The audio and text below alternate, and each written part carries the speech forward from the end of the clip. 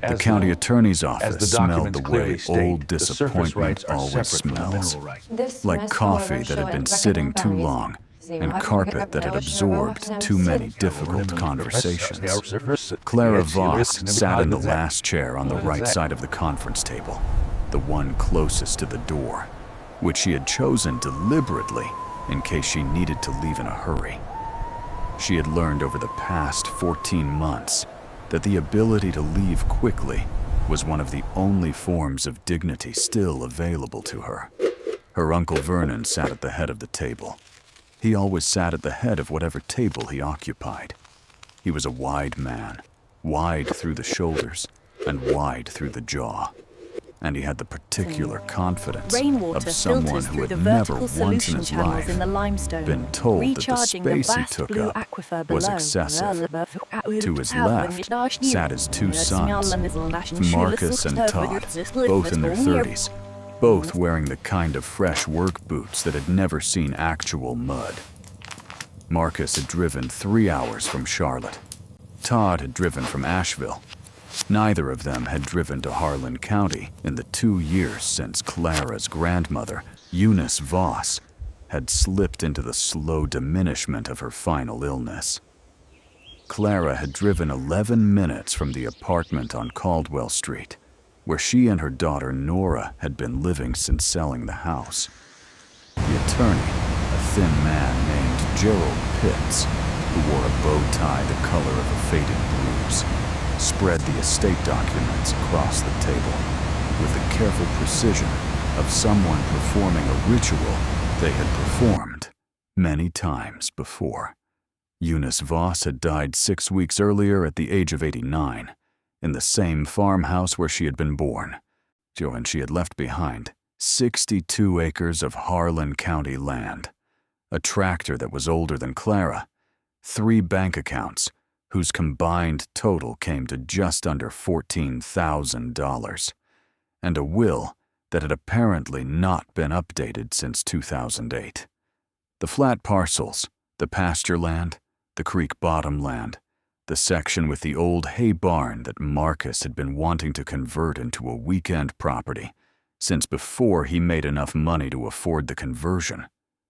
Those went to Vernon, with the understanding that Marcus and Todd would inherit their portions upon Vernon's passing. The $14,000 was split 4 ways.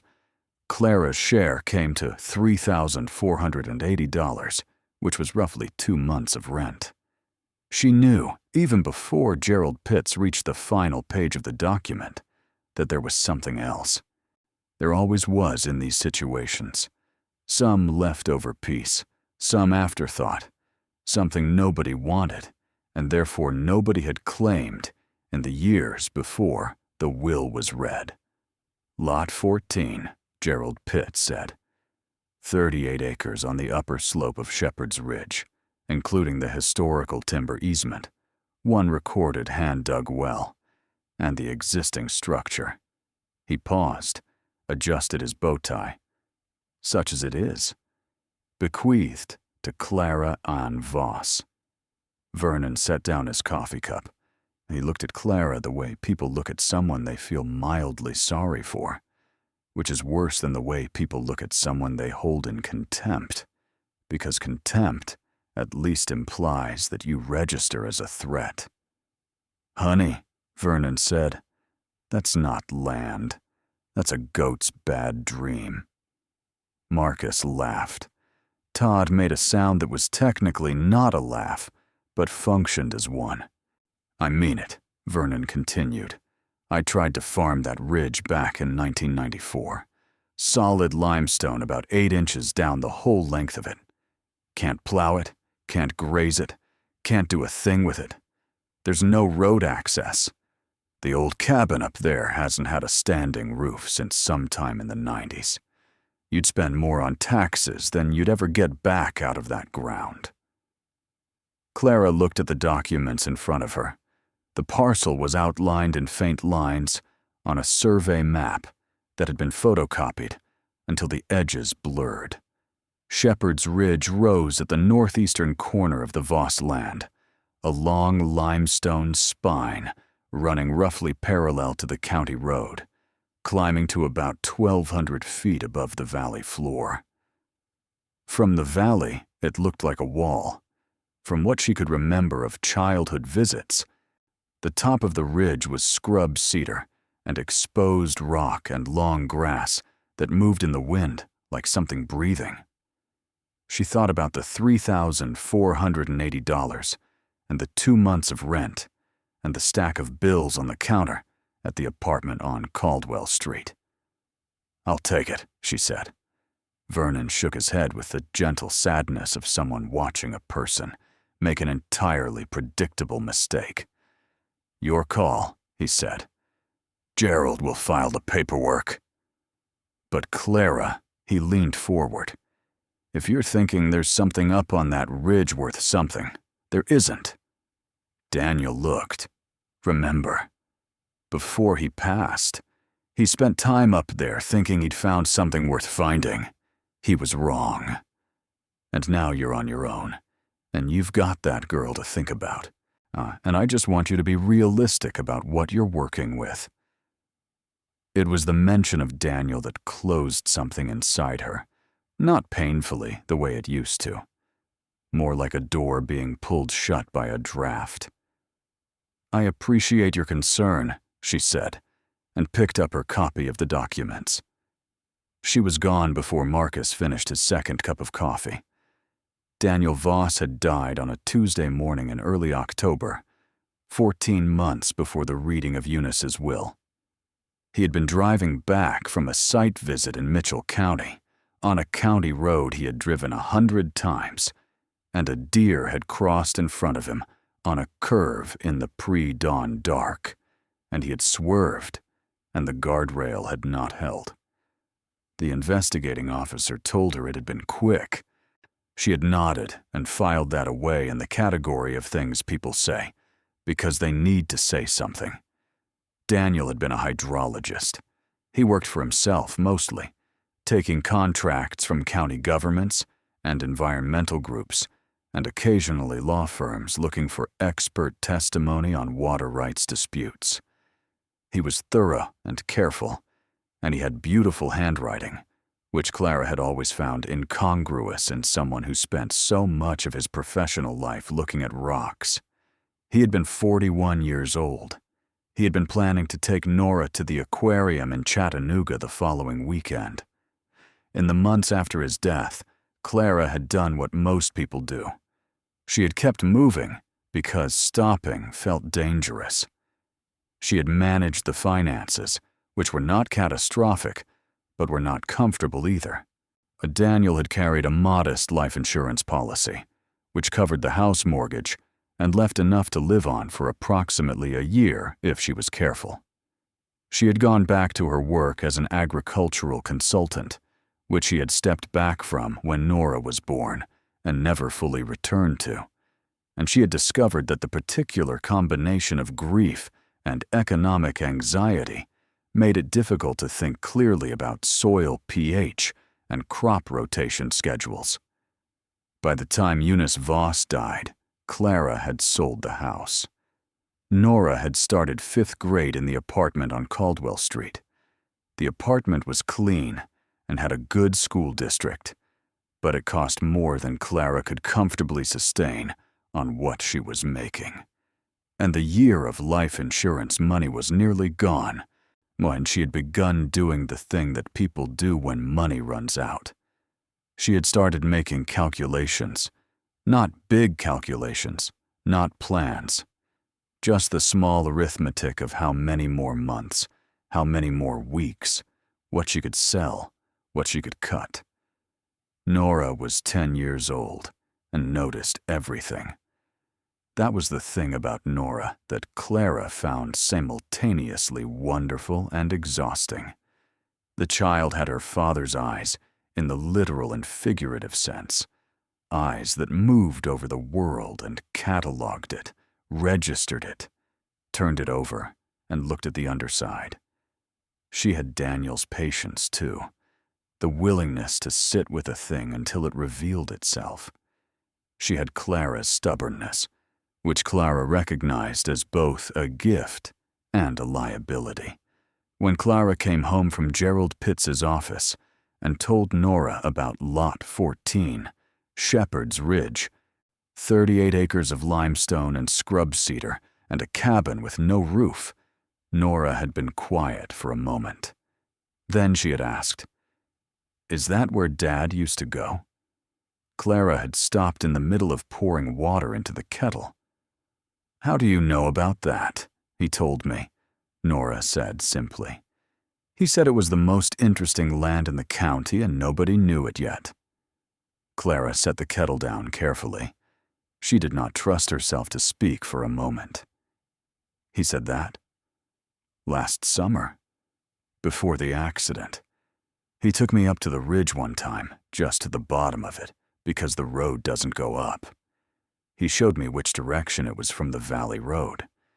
He said, 'Someday, that ridge is going to matter to a lot of people, and right now, almost nobody knows why.'" Clara had sat down at the kitchen table.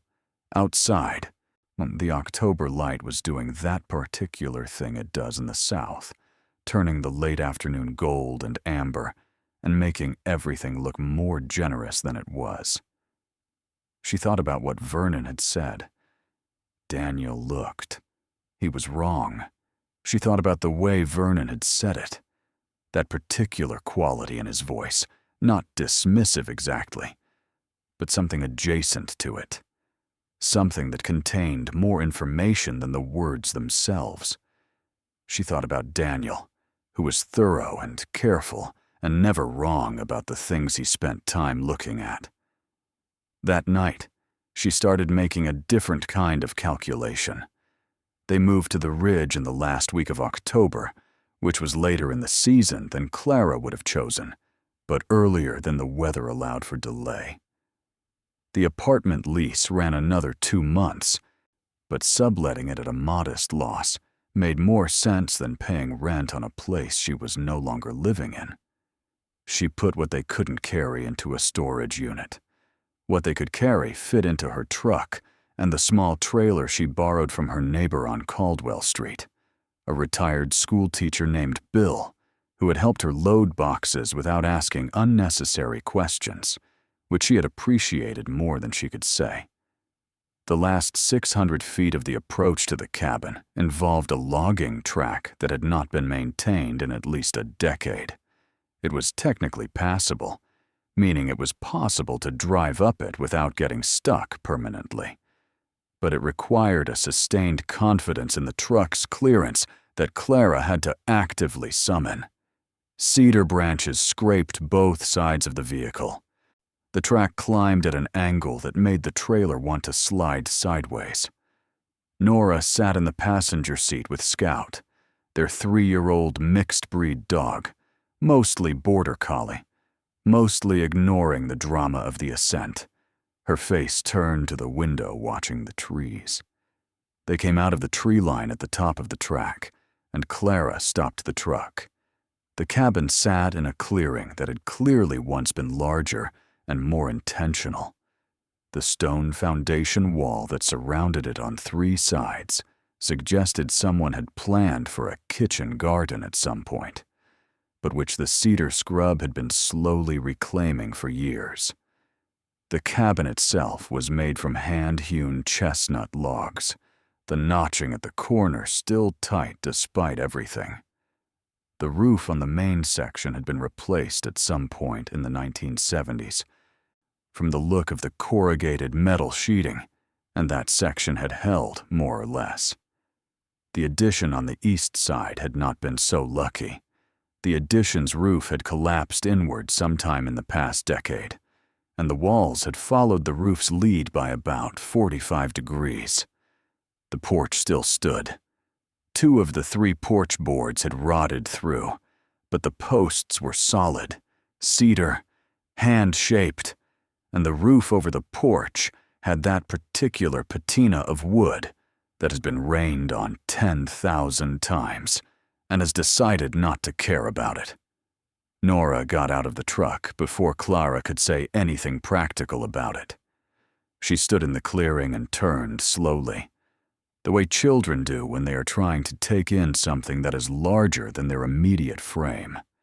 The ridge stretched out behind the cabin, rising another 200 feet to the limestone outcrop at the top, and to the west, the ridge dropped away into the valley, which from this height looked like something that had been painted, all rolling green and late autumn gold, and the silver threads of creeks catching the afternoon light.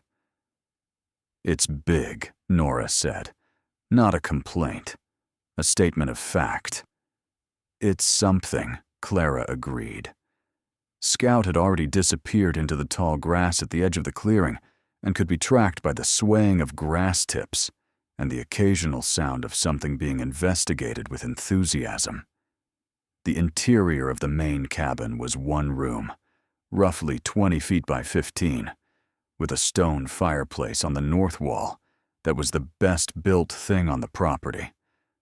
The hearthstones were still level. The mortar between them was cracked in places, but not absent. Someone had understood fireplaces when they built this one.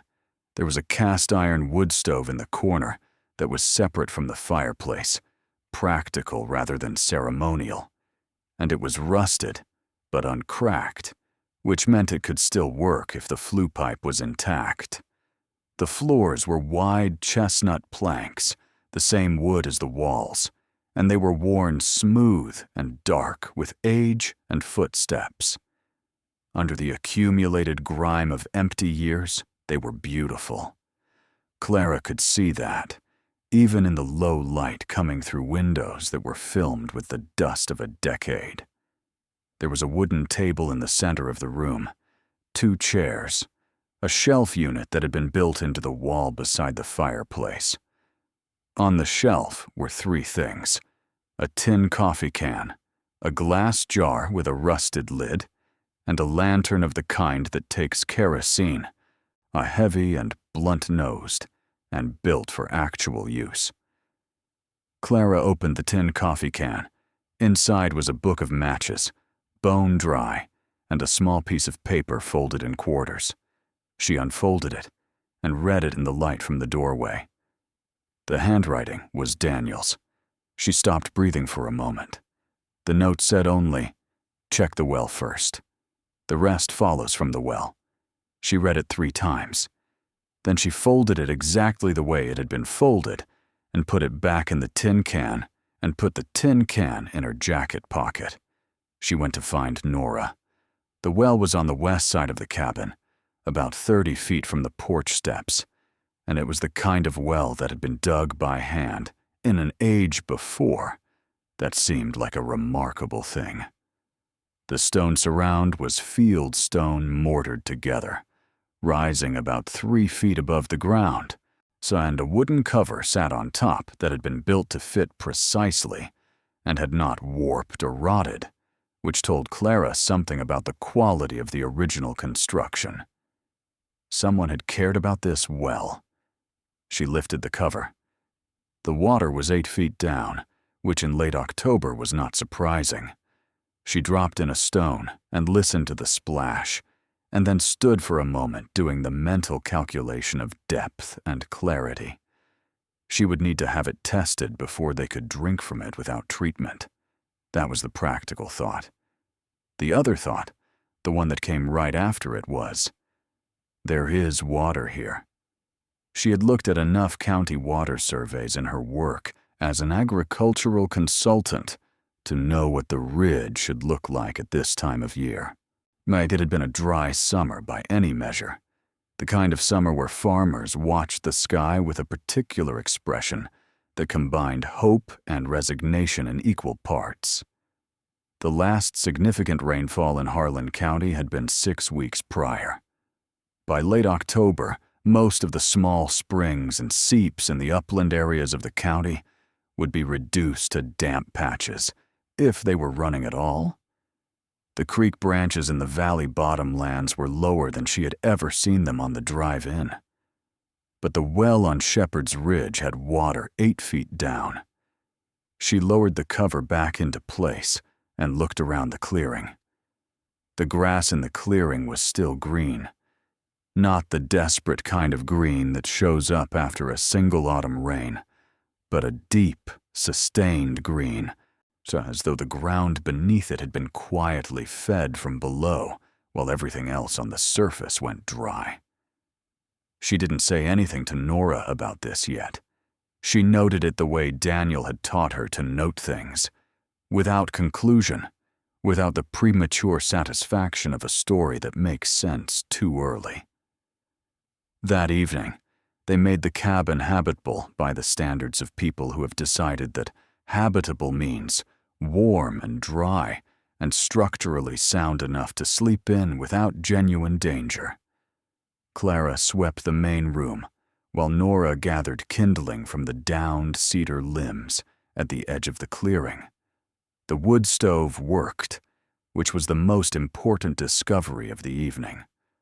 The flue drew cleanly and the stovepipe held, and within an hour the main room was warm in the way that a wood fire makes a room warm, not the even, unmechanical warmth of a central heating system, but something that comes from one direction and asks you to orient yourself toward it.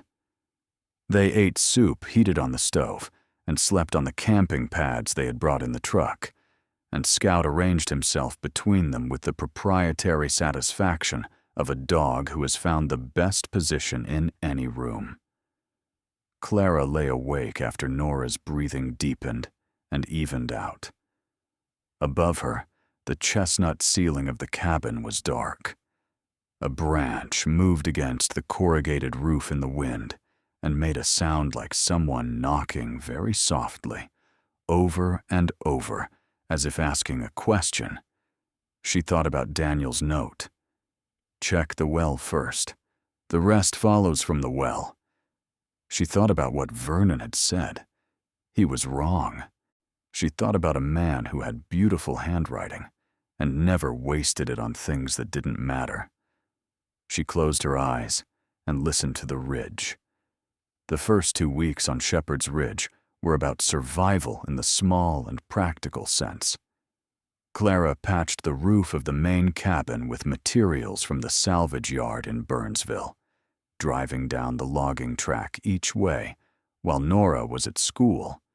She had enrolled Nora at the Harlan County Elementary School, 12 miles down the Valley Road, and the school bus stop was at the bottom of the logging track, which meant Nora walked 600 feet of uneven terrain each morning and afternoon, which she had accepted with the equanimity of someone for whom walking through woods is not a hardship.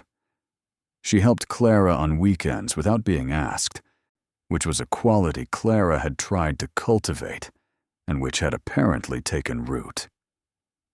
They got water from the well, boiled it first, and then, once the county extension office confirmed it was clean, straight from the bucket. Clara had never tasted well water that tasted like that, cold and clean, and with a mineral depth to it that made her think of the word limestone in the way you think of words that describe something real about the world. Daniel had loved water the way hydrologists often do, with a professional respect that shaded into something personal. She had teased him about it more than once.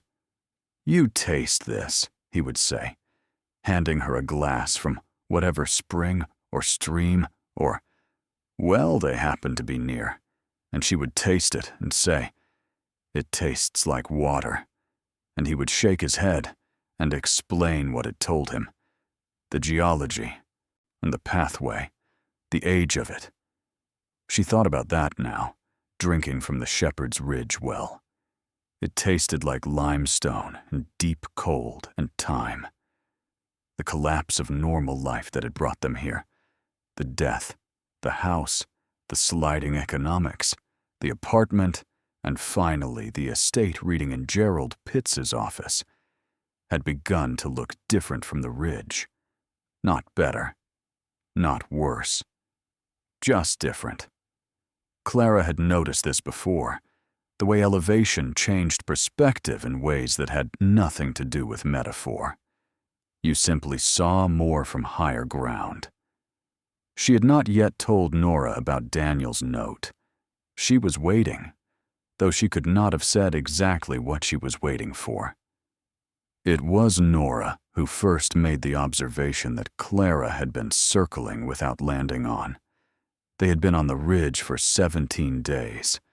It was a Saturday, on the first genuinely cold morning, with frost on the grass that was just beginning to thin in the late morning sun. Nora had been doing what she often did on weekend mornings, ranging across the clearing and into the cedar scrub with Scout, carrying the small field notebook she had started keeping since the move, drawing and annotating in the careful, slightly oversized handwriting of a child who is learning what notation means. She came back to the porch where Clara was drinking coffee and sat down on the one good porch board and opened her notebook. "Mom," she said, "look at this." She had drawn a rough map of the ridgetop and the land immediately below it on the west face. On the map, she had marked in 2 colors, green and yellow. Green for areas where the vegetation was still living, yellow for areas where it had gone dry and brown. Most of the west face was yellow, but the top of the ridge, the clearing around the cabin, and a wide swath of land along the upper east face were green. "I've been walking it every morning," Nora said. "Even the parts in the shade that should have dried out by now are still green. And the well never changes. I've been measuring it." She turned to a page near the back of the notebook. "Every morning, I drop a marked stone down and count. It's been 8 feet for 17 days. Clara looked at the map. She looked at the measurements. She felt the same thing she always felt when her daughter did something like this. The compound emotion of pride and recognition, and something that was almost grief. That particular grief of seeing a dead person's best qualities appear unchanged in a living one. "You did this on your own?" she asked. "Dad used to say the first thing you do when you're in a new place is measure it," Nora said. "So you know what's normal. So you know when something is off." Clara set down her coffee cup. She went inside the cabin and took the tin coffee can from the shelf and brought it out and handed it to Nora. "Your father left this here," she said. Nora opened the can and took out the folded note and read it. Her expression did not change dramatically. She read it again. Then she looked up at her mother. "He knew something was different about this well." "Yes. And he wanted you to figure out the same thing." "Yes. Why didn't he just write it down?" Clara thought about that for a moment.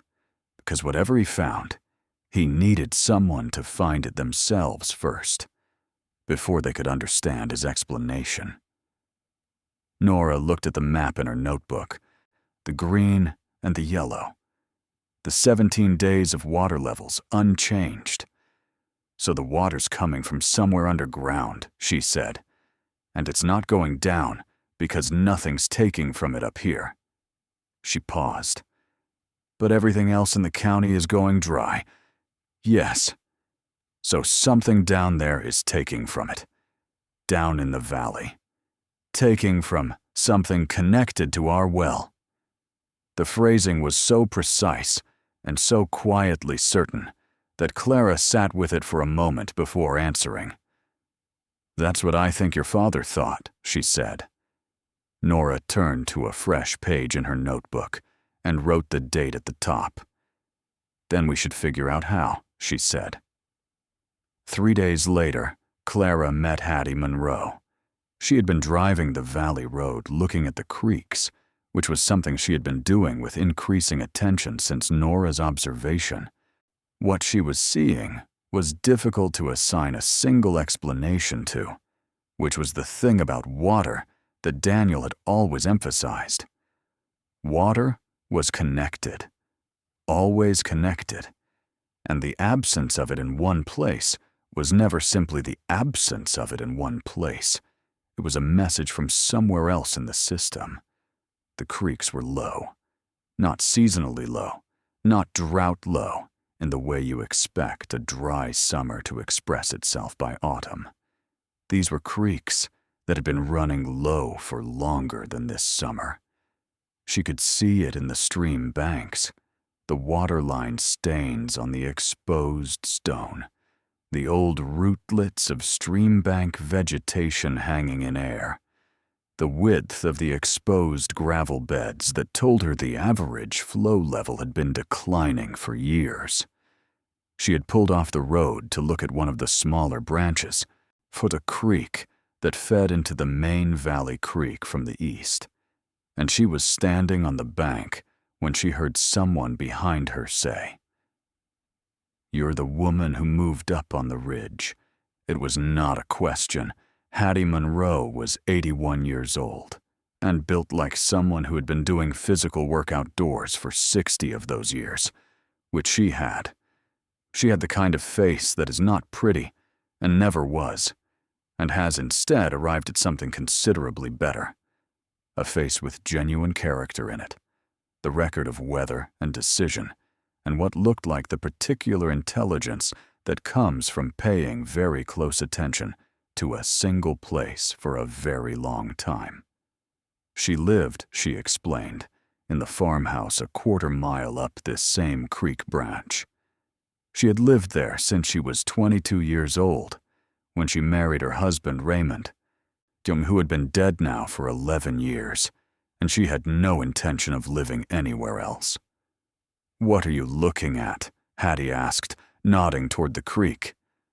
"The water level," Clara said. Hattie made a sound that was not quite a laugh. She came and stood beside Clara on the bank and looked at the water moving thin and silver over the gravel. "I've watched this creek my whole life," Hattie said, "since I was first married. This branch used to run thigh-deep in August. Raymond used to fish it. His father fished it before him." She paused.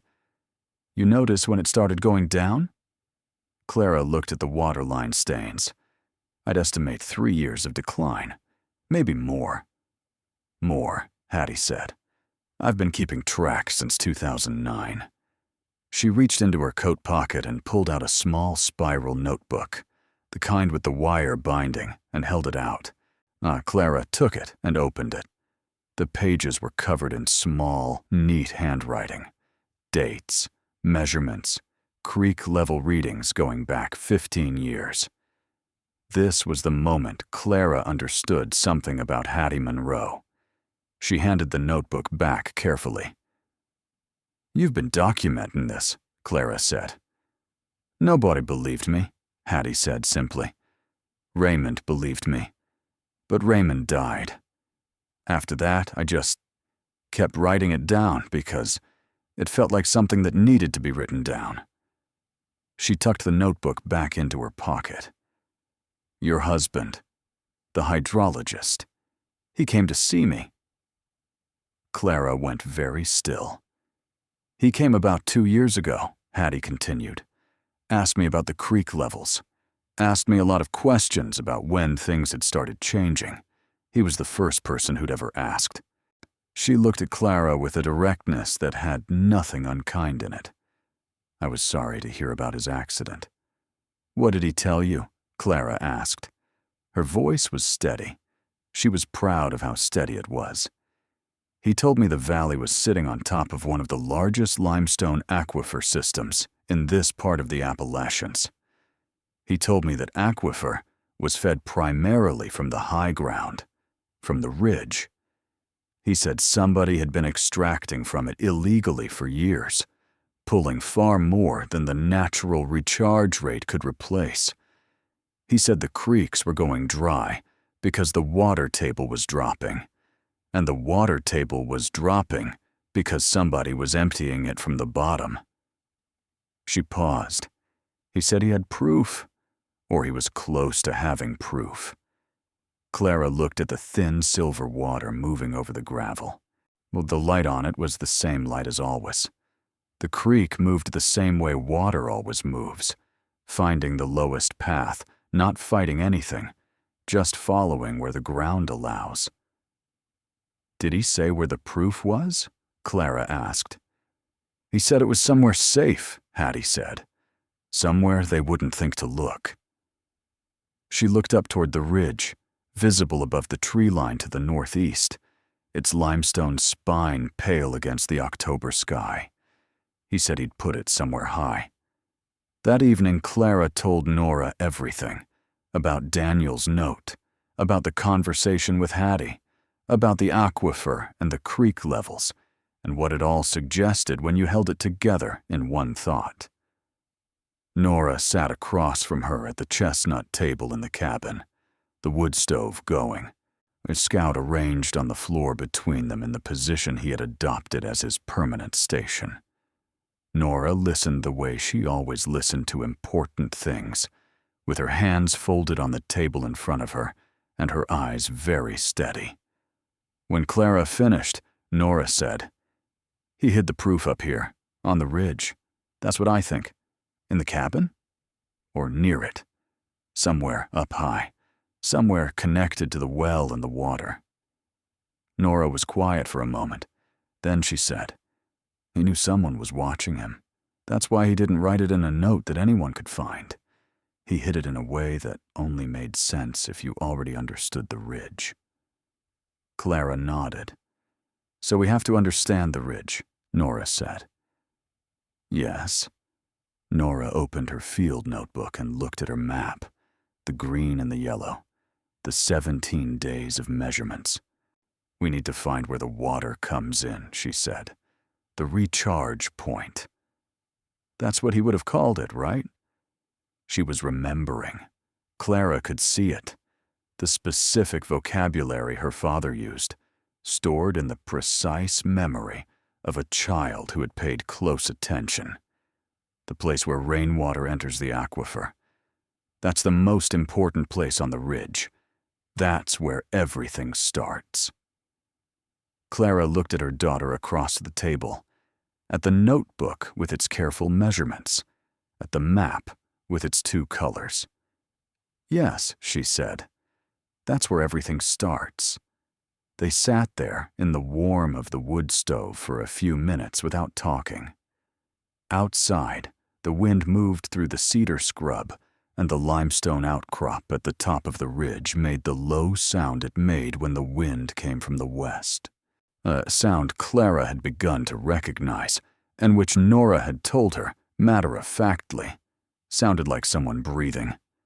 Then Nora said, "Mom, when the creeks dry up all the way, when it gets worse, people are going to need that water. Whatever Dad found, whoever's been taking it, it won't just be about us. It'll be about everyone down there." Clara thought about Hattie Monroe's spiral notebook, 15 years of measurements, a woman writing things down because it felt like something that needed to be written down, because the truth of what she was watching shouldn't disappear just because nobody was asking yet. She thought about Daniel, who had beautiful handwriting and never wasted it. "I know," she said. Nora turned to a fresh page in her notebook and wrote, "Day 18. Recharge zone survey beginning tomorrow." She underlined it twice. The survey began at dawn. Nora had been awake before the alarm, dressed and ready at the door, with Scout beside her and the field notebook in her hand. And Clara had found herself thinking, not for the first time, that there was something both comforting and quietly piercing about the way Daniel's habits had been transmitted without direct instruction.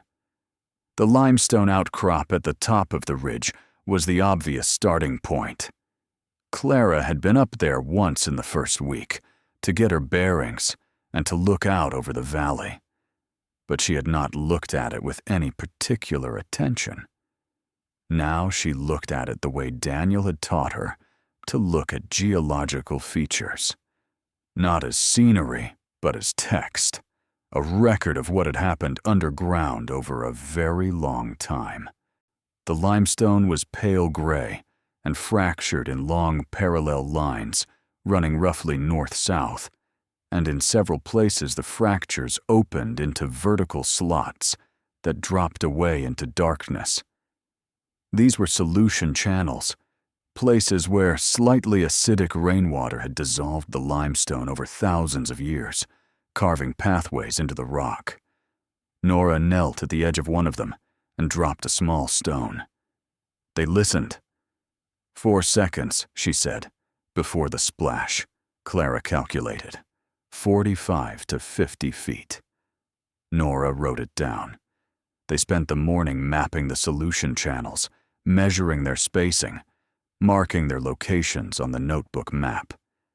There were 11 visible surface openings in the first 100 yards of the outcrop.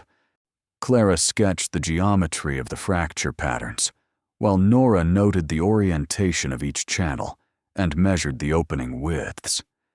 Scout found something midway through the morning.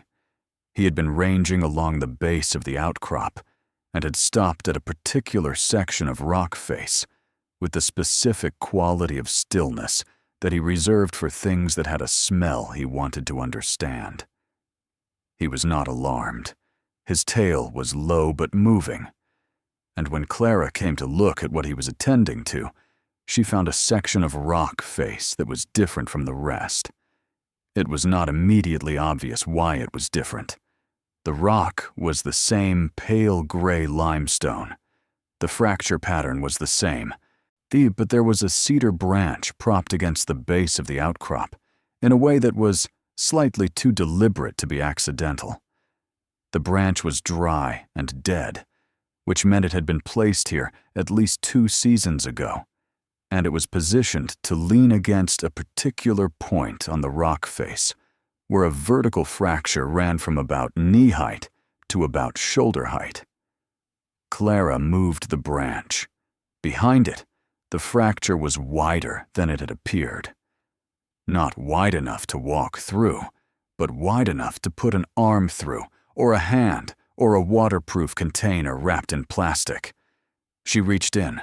Her hand found stone, and then something that was not stone.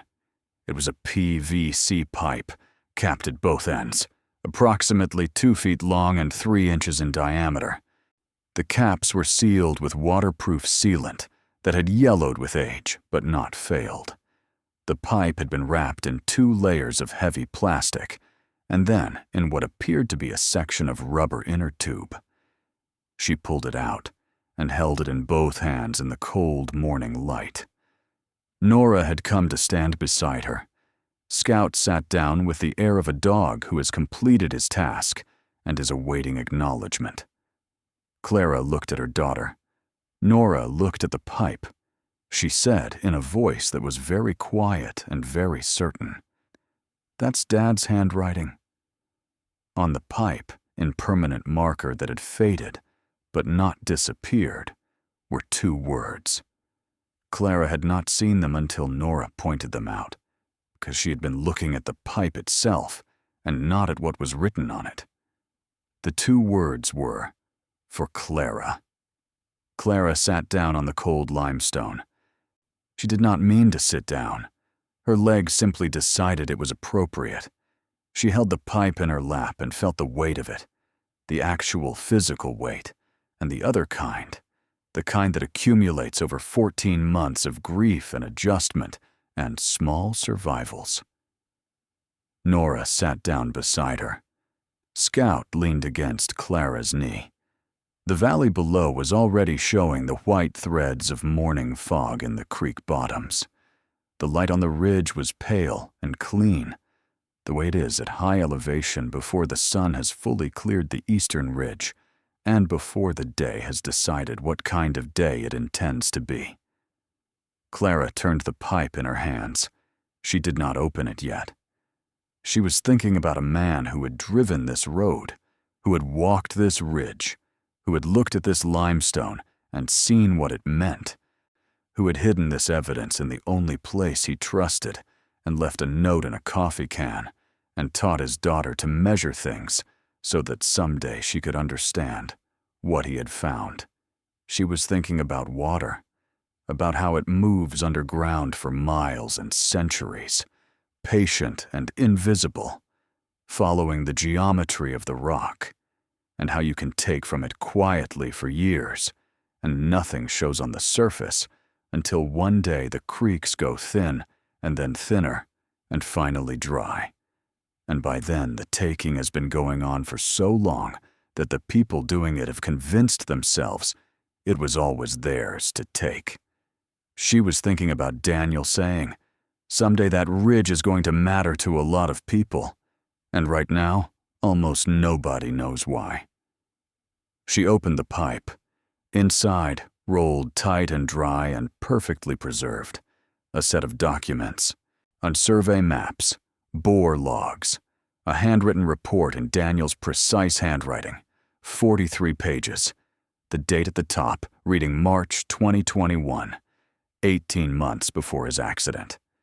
A USB drive sealed in its own small waterproof bag, and at the bottom of the tube, a folded letter. She recognized the first line before she had even fully unfolded it.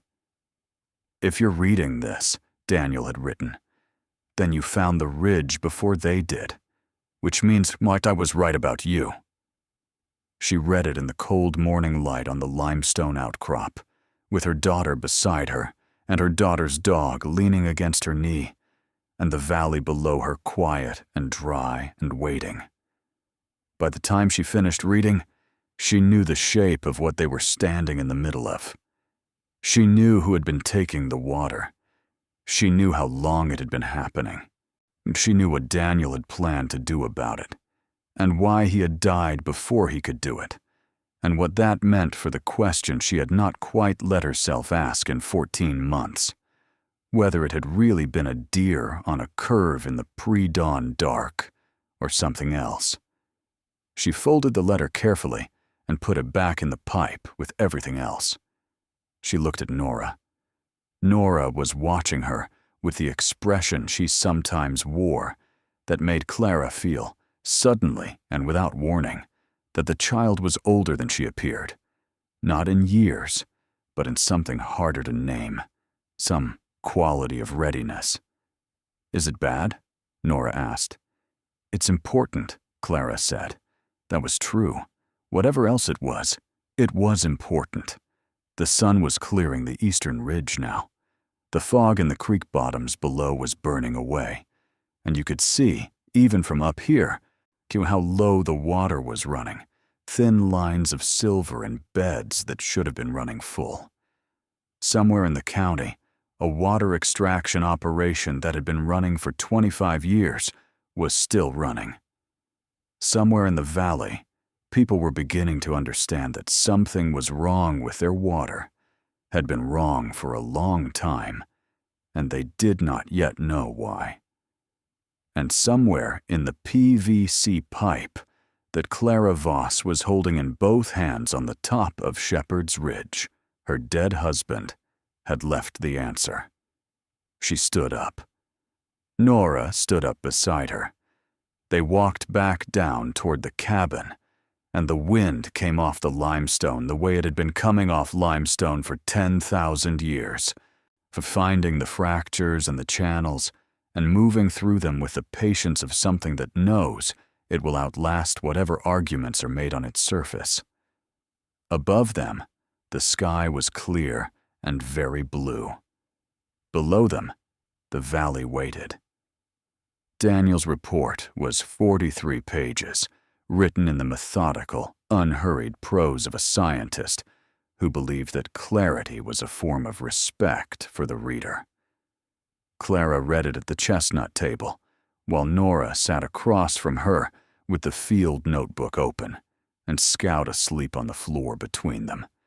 And the wood stove made the small sounds a wood stove makes when it is working steadily, and the wood is good.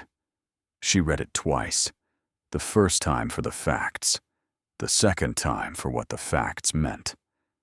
The Harlan County aquifer system, Daniel had written, is one of the most significant subsurface freshwater reserves in the southern Appalachians, a karst limestone formation extending approximately 40 square miles beneath the valley floor and the surrounding ridges, fed primarily by precipitation recharge through the fractured limestone of Shepherd's Ridge and the adjacent Bear Mountain Formation to the north. The system supports every significant surface water feature in the county, the main Valley Creek and its 11 tributary branches, 17 documented springs, and an estimated 340 private wells. The system has been in equilibrium for centuries. It is not in equilibrium now. He had documented the decline methodically, the way he did everything. Creek measurements going back 12 years. Spring flow data collected from county records and supplemented by his own fieldwork. Water table readings from private wells, gathered through interviews with residents who had been watching their wells get harder to pump and had not known what to connect it to. The data told a single story. The aquifer was being drawn down at a rate of approximately 14% per year, a rate of depletion that had no natural explanation and every hallmark of large-scale mechanical extraction. The extraction, Daniel had written, appears to originate from a network of bore wells drilled into the aquifer at depths between 300 and 470 feet, located at 8 sites distributed across the valley floor between the county road and the eastern ridge. These wells are not registered with the state, for they do not appear in any county water use records. They are, to all appearances, deliberately concealed within existing agricultural infrastructure, pump houses, irrigation stations, outbuildings on working farms, whose owners may or may not be aware of what is operating beneath them. He had provided GPS coordinates for all 8 sites. He had documented the volume of extraction. Conservative estimates based on the rate of aquifer decline and the cross-sectional area of the formation suggested that between 60 and 90 million gallons per year had been removed from the system over the past 25 years. The water was not used locally. There was no local infrastructure that could absorb that volume. Once it was being pumped into a transmission pipeline, a pipeline that Daniel had traced in its permitted records under a different name, as a, quote, agricultural drainage improvement project, approved in 2001 by the County Commission, running southeast from Harlan County to the reservoir intake of a water treatment facility, serving 3 medium-sized cities approximately 200 miles away. The entity that owned the pipeline, through a sequence of corporate entities that took Daniel 6 pages to trace cleanly, was Meridian Groundwater Solutions, LLC. The entity that controlled Meridian Groundwater Solutions was a holding company based in Raleigh. The holding company was owned, through 2 additional layers of corporate structure, by a family trust. The trust was the Carver Family Trust, established 1987, a primary beneficiary. 1. Wade Harrison Carver of Harlan County, North Carolina. Clara stopped at that name the first time she read it and sat with it for a moment. Wade Carver. She knew the name the way you know the names of certain people in a small county, not from personal acquaintance, but from the way the name occurred in conversation, reliably, and in connection with things that mattered. The Carver family had been in Harlan County for 4 generations. They owned the county's largest cattle operation and a significant portion of the commercial real estate in the county seat. Wade Carver himself had served on the county commission for 12 years before stepping down 8 years ago, and he had been replaced by 2 men who were, to Clara's knowledge, understood by most of the county to be Wade Carver's men. She turned back to Daniel's report. On page 38, he had written, I believe the Carver family's ability to sustain this operation for 25 years without regulatory intervention reflects a deliberate and sustained effort to suppress documentation and discourage inquiry. At least 3 previous complaints to the State Division of Water Resources regarding Harlan County creek levels were closed without investigation. The investigator of record on 2 of those complaints was a state employee whose personal finances show a pattern of payments from a consulting firm with verifiable ties to Meridian. One private citizen who filed a formal complaint in 2014 subsequently experienced a series of regulatory actions against his farm operation that resulted in significant financial hardship. I do not believe these outcomes are coincidental. And then, on page 40, I am placing this report in the only location I trust to be secure. I have been followed twice in the past month. My truck was entered while I was conducting fieldwork at Site 6. Someone knows I am collecting this data. I do not know yet how far the network of compliance extends. I know that the county sheriff is Wade Carver's first cousin, which creates an obvious problem with local reporting. I am in the process of identifying a state-level contact who is both capable and outside Carver's sphere of influence. If something happens before I can complete that process, this report and the supporting data on the USB drive should be enough for someone with the right credentials to pick up where I left off. Clara read that paragraph 3 times. She read it until the words were fully inside her and not just passing through. If something happens, she folded the report carefully and put it back in the PVC pipe. She looked at Nora across the table. He knew he was in danger, Nora said. She had been watching Clara's face while Clara read, reading it the way she read everything. He knew, Clara agreed. Nora was quiet for a moment. Her hands were flat on the table. Then she said, "The accident. Do you think it was really an accident?" Clara had been not asking herself that question for 14 months. She had put it in the category of things that couldn't be answered, and were therefore dangerous to pursue, because the gap between cannot answer and do not know is a gap that grief will fill with the worst possibilities if you give it room. She said, "I don't know, but I think we need to find out. And I think the way we find out is by doing what he was trying to do." Nora opened her notebook to a fresh page. "What do we do first?" she asked. "First," Clara said, "we need to find someone we can trust."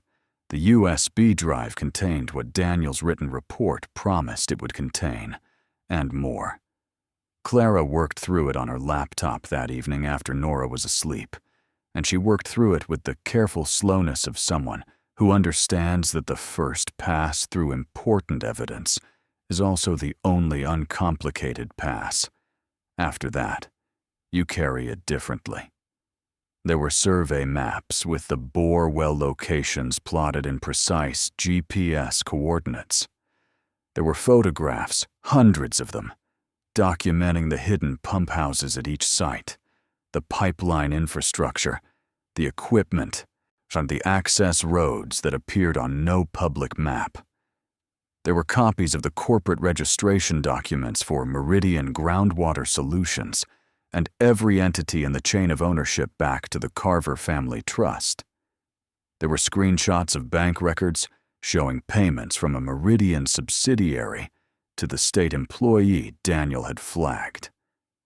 There were field notes going back 3 years, methodical, dated, initialed, the kind of documentation that a professional hydrologist produces when he knows he's building a case. And there was one file that was different from the others, a video file 11 minutes long. The thumbnail showed the interior of a vehicle, A truck cab, Clara thought, the angle suggesting a camera propped on the dashboard or the steering wheel. She pressed play. Daniel appeared on the screen, and he was wearing the gray fleece he wore in cold weather, the one with the frayed hem on the left sleeve. He had the expression he wore when he was thinking carefully, slightly inward, slightly still. He looked, objectively, like someone who had not been sleeping well. He looked like himself. He said, "This is a supplementary record, dated March 7th, 2021. I am recording this because I want there to be a verbal account in addition to the written documentation, in case the written material is difficult to interpret without context." He looked at something off to the side of the camera, then back. He said, "My name is Daniel Voss. I am a hydrologist working independently. I have spent approximately 3 years investigating the illegal extraction of groundwater from the Harlan County aquifer system by Meridian Groundwater Solutions, a company whose beneficial ownership traces to Wade Carver of Harlan County, North Carolina. The core findings of my investigation are documented in a written report and in the data files accompanying this recording. What I want to add here is this." He paused. "The aquifer is not an abstraction. It is the water supply for a rural county where many people depend on private wells and on surface water fed by springs connected to the aquifer. When I say that, Meridian has extracted between 60 and 90 million gallons per year for 25 years. What I mean in human terms is this. There are families in Harlan County who are already noticing their wells declining. There are farmers who cannot explain why their spring-fed ponds are going down. There are creeks that used to run knee-deep in August that are running ankle-deep. This will get worse. Based on the current rate of extraction and the recharge capacity of the aquifer, my conservative estimate is that without intervention, the primary aquifer formation will reach critical depletion within 3 to 5 years. Critical depletion means private wells going dry. It means springs failing. It means the surface water system of an entire county collapsing. He looked directly at the camera. He said, "I want whoever watches this to understand that this is not primarily an environmental crime, though it is that. It is not primarily a financial crime, though it is that also. It is a crime against the people who live in that valley. Wade Carver has been selling their water. Water that belongs to the county. Water that belongs to every well and spring and creek in that landscape. To cities 200 miles away. He has been doing it for 25 years. He has been doing it with the assistance of people whose job was to prevent exactly this. And he has been doing it knowing that one day the bill would come due, and that the people paying it would be the ones who had no idea the debt was being run up." He reached toward the camera, and the recording ended. Clara sat in the quiet for a long time after the video finished. Outside, the ridge was dark and still, and the wind was low. The wood stove had burned down to coals. She added a piece of oak, watched the coals catch it, and sat back. She thought about what Daniel had said. The people paying it would be the ones who had no idea the debt was being run up. She thought about Hattie Monroe's spiral notebook. 15 years of measurements. A woman writing down what she saw because it needed to be written down. She thought about the farmers and the families, and the wells going dry, and the creeks going thin. She thought about a deer on a county road in the pre-dawn dark. She thought, Daniel knew what he had found, and he did not have to put it on that ridge. He chose to put it on that ridge because he trusted that one day someone who loved him would come to this place and understand it. She turned off the laptop and went to sleep. The drought announced itself as a crisis in the second week of November, which was unusually early for a water emergency in western North Carolina, but entirely consistent with what Daniel's data predicted. The first signal was the Harlan County Agricultural Extension Service issuing an advisory about livestock water sources, recommending that farmers with spring-fed stock ponds begin supplementing or find alternatives. The language was measured and bureaucratic, and to anyone who had not been watching the creek levels, probably sounded manageable. Clara read the advisory online and read in it the beginning of the thing Daniel had said was coming. The second signal was the county elementary school sending a note home that the water pressure at the school's well had dropped significantly, and that they were monitoring the situation and parents should be aware. Now, the third signal was Hattie Monroe calling Clara's cell phone. She had asked for the number at their first meeting with the matter-of-fact preparedness of someone who keeps notebooks, to say that her domestic well had dropped 4 feet in 2 weeks, and she was now getting air in the line when she ran the kitchen tap. Clara drove down to Hattie's that afternoon. Nora came with her. They sat in Hattie's kitchen, which had a particular quality that kitchens in old farmhouses have when they have been used continuously for 60 years. Everything worn smooth and deliberate, and in its right place. The space arranged around the habits of a life that had been lived with consistency. Hattie made coffee and set out a plate of things she had baked that morning, and they sat at the table. Clara had the PVC pipe in her bag, and she told Hattie what was in it. Hattie listened with the specific quality of stillness that Clara had observed in her at the creek, not passive, not merely patient, but the kind of attention that is itself a form of action, as if receiving information correctly is the most important thing a person can do in a given moment. When Clara finished, Hattie said, "He was right about all of it." Yes, and he hid it where nobody would find it unless they knew the ridge. Hattie was quiet for a moment. Smart man. Clara did not trust herself to respond to that. Hattie turned her coffee cup in its saucer. She looked at the window, which faced east toward the ridge. "I need to tell you something," she said. "Something I should have told someone a long time ago." Clara waited. "The morning your husband died," Hattie said. "The Tuesday in October. No, I was up early. I'm always up early, old habit. And I was at the window with my coffee, watching the road. I saw a truck on the county road heading north toward Millfield, which is the direction he would have been driving back from Mitchell County." She paused. "About 10 minutes before I would have expected the news to come, before anyone knew yet, before the sheriff's office called, I saw a Meridian truck going the other direction. South. Fast. Going faster than you go on that road, if you're not in a hurry about something." Clara was very still. "I noted it," Hattie said, "because Meridian trucks on that road were always something I noticed by then. Your husband had told me to pay attention. So I did. But when the accident was reported as a deer strike, I told myself that was coincidence. That I was connecting things because I was frightened, and grief does that to you."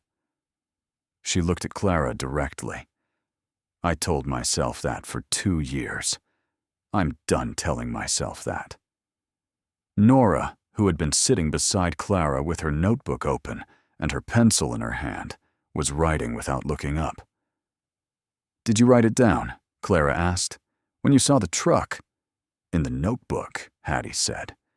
"Date, time, direction, Meridian groundwater, white F25. Oh, partial plate."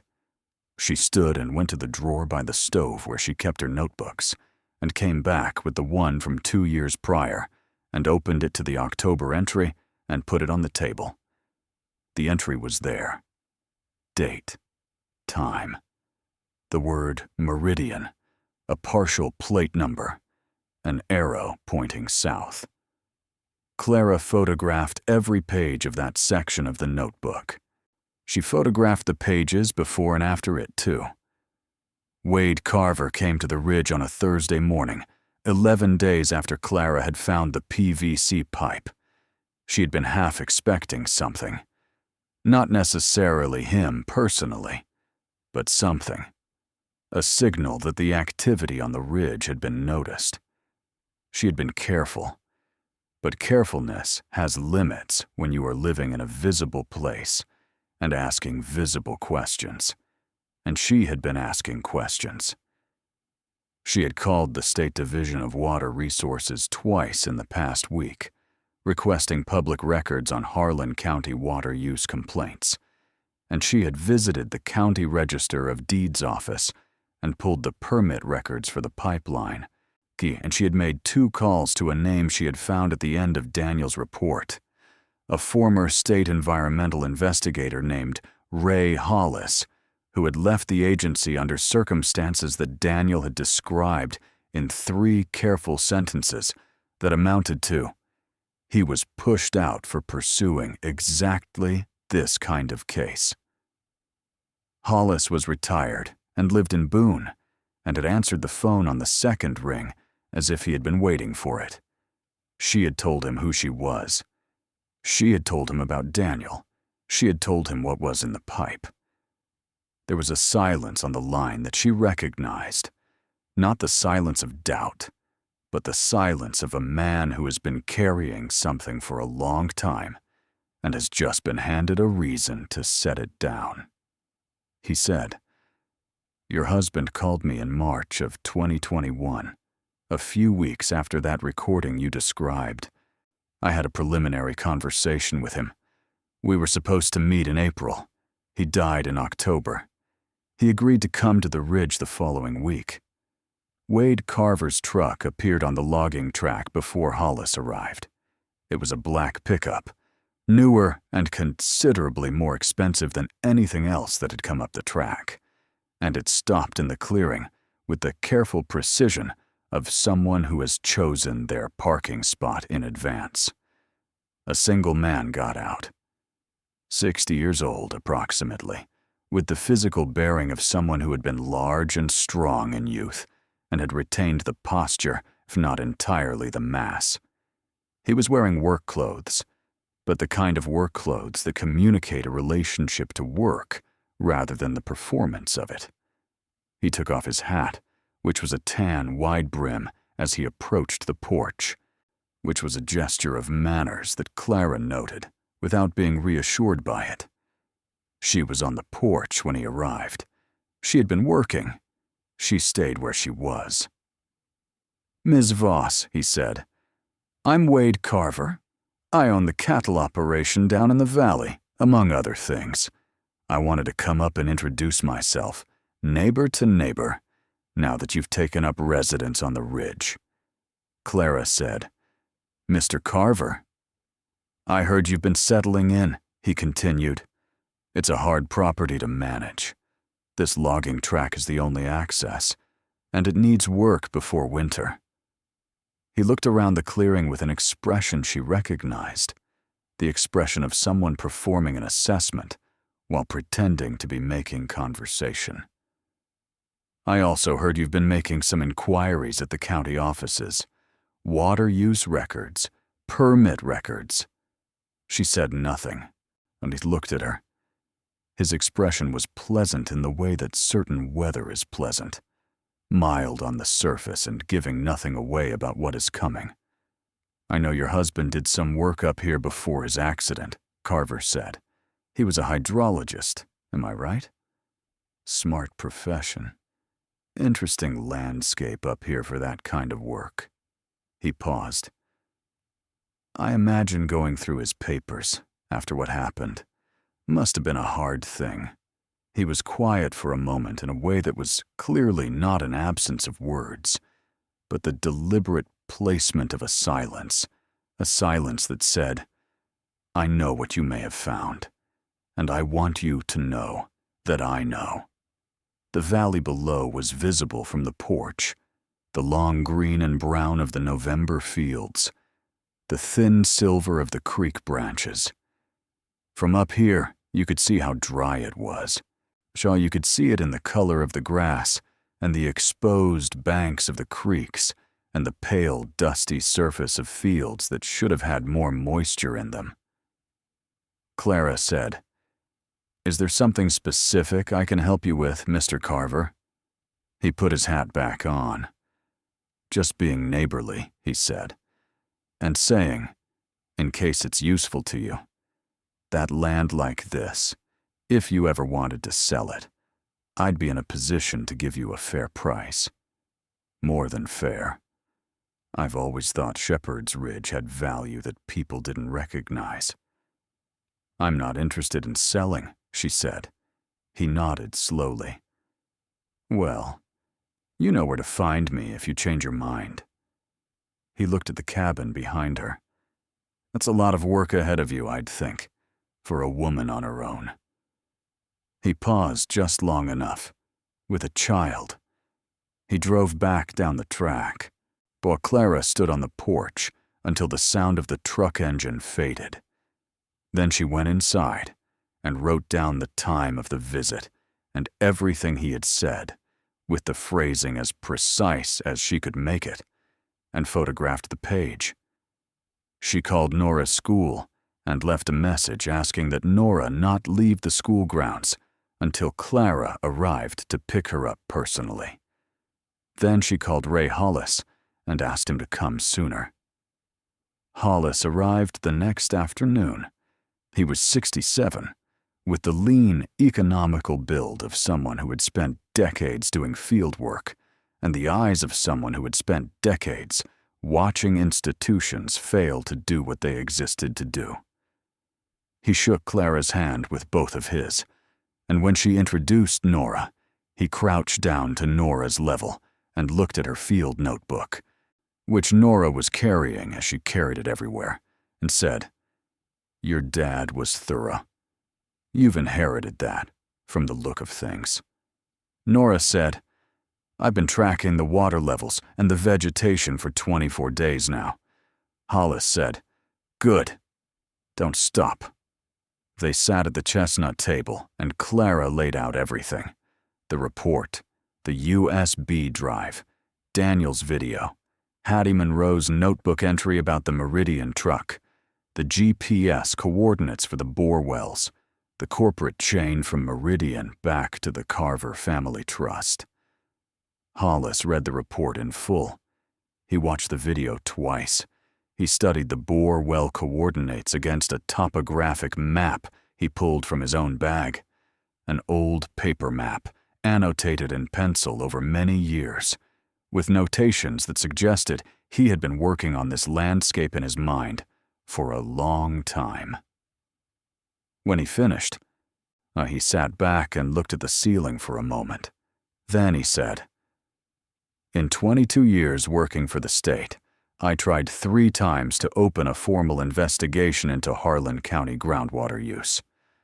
All 3 times the investigation was closed before it got past the preliminary review stage.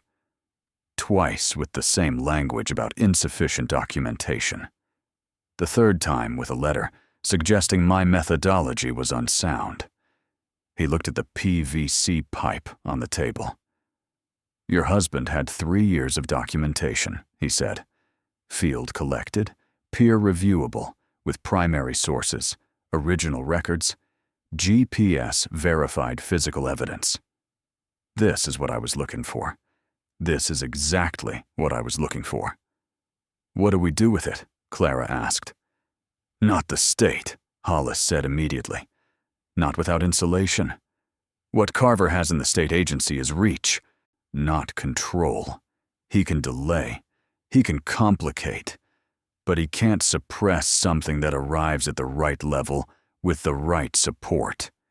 What we need is to file directly with the federal EPA regional office, bypassing state channels entirely, and simultaneously get this in front of a journalist who covers environmental crime and won't be intimidated. He paused. And we need to secure the physical evidence. Multiple copies. Multiple locations. Because if Carver came to see you, he knows you have something. He may not know exactly what yet, but he knows. Clara thought about the note in Daniel's report. I had been followed twice in the past month. My truck was entered. She said, he came yesterday. Carver. In person. With a very polite suggestion that I might want to sell the land. Hollis's jaw tightened. He came in person. So that's not a casual move. A man like Carver doesn't drive up a logging track to see a woman he thinks has nothing. He's worried. Good, Nora said, from her chair at the corner of the table. Both adults looked at her. She had not looked up from her notebook. She was writing. She said again without looking up. Good. That means we're close. They made copies that night. Hollis had brought a portable scanner. Every page of Daniel's report. Every page of Hattie's water level notebooks. Every photograph from the USB drive. Every corporate record. 3 full sets. One with Hollis to go to Boone. One that Clara posted the next morning in a padded envelope to her mother in Chattanooga with a note saying, "Keep this somewhere safe and don't open it unless I ask you to."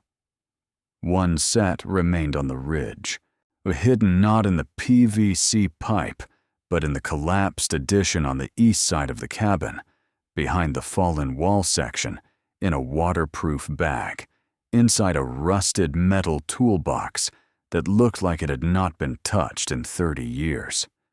The following day, Hollis went to meet a journalist named Angela Sears, who covered environmental crime for a regional investigative news outlet, and whose work on a water contamination case in eastern Tennessee the previous year had been, in Hollis's estimation, excellent. Clara had read several of her articles the night before and agreed. Clara and Nora drove the Valley Road. They were going to find Site 3. Site 3 was, according to Daniel's coordinates, located on a cattle farm approximately 4 miles north of the county road intersection, on the east side of the valley. The farm belonged, according to the county tax records Clara had pulled, to a man named Gerald Sutton. Daniel's note said he believed Sutton did not know what was operating beneath his property. The bore well access point was inside an outbuilding at the far edge of the farm, near the tree line, well away from the main farm buildings. Clara parked at the edge of the county road, and they walked in from the north, staying inside the tree line. Scout went ahead on a loose lid, low and quiet. Nora had the field notebook. Clara had her phone. The outbuilding was exactly where Daniel's coordinates said it would be. It was a small, prefabricated metal shed, the kind used for equipment storage, painted the same green-brown as the surrounding vegetation, in a way that was slightly too deliberate to be accidental. A padlock on the door. No windows. A buried conduit running northeast from the base of the structure that was just barely visible in the dry grass, as a slight elevation. The buried pipeline, running toward the transmission line. Clara photographed everything. The shed, the conduit, the coordinates on her GPS, the padlock model and serial number, the access track from the main farm road, tire marked from recent use. Nora was sketching the site layout in her notebook, precise and quick, when Scout went still. He did not bark. He froze, head up, eyes northeast. His tail went horizontal. Clara put her hand on Nora's shoulder. She did not need to speak. They heard it a moment later, a vehicle on the access track coming from the direction of the farm buildings, moving at a speed that was not casual. Clara moved them back into the tree line, moving low and fast, on Scout following without command. They were inside the trees before the truck came into view. Another Meridian truck, white F250, moving along the access track toward the shed. It stopped. 2 men got out. Neither of them looked toward the tree line. One went to the padlock. The other stood with a clipboard, looking at something on it. Clara breathed. Nora breathed. They did not move for 6 minutes, while the men checked something inside the shed and made notes on their clipboards, and got back in the truck and drove back toward the farm buildings. After the truck was gone, Nora exhaled slowly and wrote, Site 3 confirmed. Active maintenance. Approximately 11:20 a.m. White F250. 2 personnel. Same vehicle make as Hattie's record. She looked up at her mother. Clara's hands were steady, but her heart was going hard. We should go back, she said. Yes, Nora agreed. They have keys. We have photographs. They were a mile from the ridge when Clara's phone rang. It was Hollis. He said, Angela Sears is in. She wants to talk to you tonight if you're willing. And Clara, he paused. I just got a call from a contact at the state water office. Someone submitted a records request this morning for all documentation relating to the Voss property on Shepherd's Ridge. A legal name. One of Carver's attorneys. Clara looked at the ridge ahead of them, rising out of the brown valley, still green at the top in a way that was increasingly visible the drier the valley became. An island. A mark on the landscape that anyone who knew what to look for would now be reading differently. She said, We'll be back at the cabin in 20 minutes. She drove the rest of the road without speaking. Nora sat beside her with the notebook closed on her knees and Scout against her arm. Outside, the valley moved past the windows. The creeks were lower than they had been last week. A farmer had set out plastic tanks in a field where a stock pond had been. A realtor's sign stood in front of a farmhouse that had not had a sign in it before. Someone was already selling. They came up the logging track and into the clearing, and Clara knew before she got out of the truck. The cabin door was open. She always closed it. She had a habit from childhood of closing every door behind her firmly. The door was open by about 8 inches, which was not the way the wind would have moved it. The prevailing wind on the ridge came from the west and would have pushed the door shut if anything. She told Nora to stay in the truck. Nora did not argue, from which was a measure of how clearly she understood the situation. Clara went in. The cabin had been gone through, carefully enough that someone had made an effort to put things back, but not so carefully that a person who knew her own space couldn't see the differences. The shelf beside the fireplace was slightly wrong. The table had moved half an inch. The bag she kept under the sleeping platform had been opened and reclosed. The PVC pipe was gone. She stood in the middle of the room for a moment. Then she thought. Nora had said, the previous evening while they were making copies, that she wanted to keep something. She had taken the folded letter, Daniel's letter to Clara, and put it in her field notebook for safekeeping. She had said it belonged with them, not in a pipe. Clara went back outside. She got in the truck and looked at Nora. Nora's field notebook was in her lap. Her hand was flat on the cover. The letter is in here, Nora said. I never put it back in the pipe.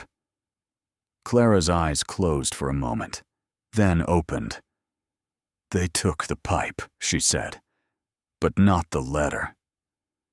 Nora opened the notebook to the back page where the letter was folded. She touched the edge of it. They don't have everything, she said. No. Clara looked around the clearing. At the ridge above them, the limestone pale in the late afternoon light. The solution channels invisible from here, but present. Real. Connected to everything below. At the valley below them, still and dry and waiting. At her daughter's hand on the cover of a notebook full of 24 days of careful measurements. Someone had been in their home. Not someone had taken what Daniel had spent 3 years building, or thought they had. On the porch, she found a note under a stone that had not been on the porch before. The note was a single line, printed in block letters on plain paper. It said, "You don't know what you're in." She read it once. She put it in her jacket pocket. She called Hollis back. She said, "They've been here. We need to move faster."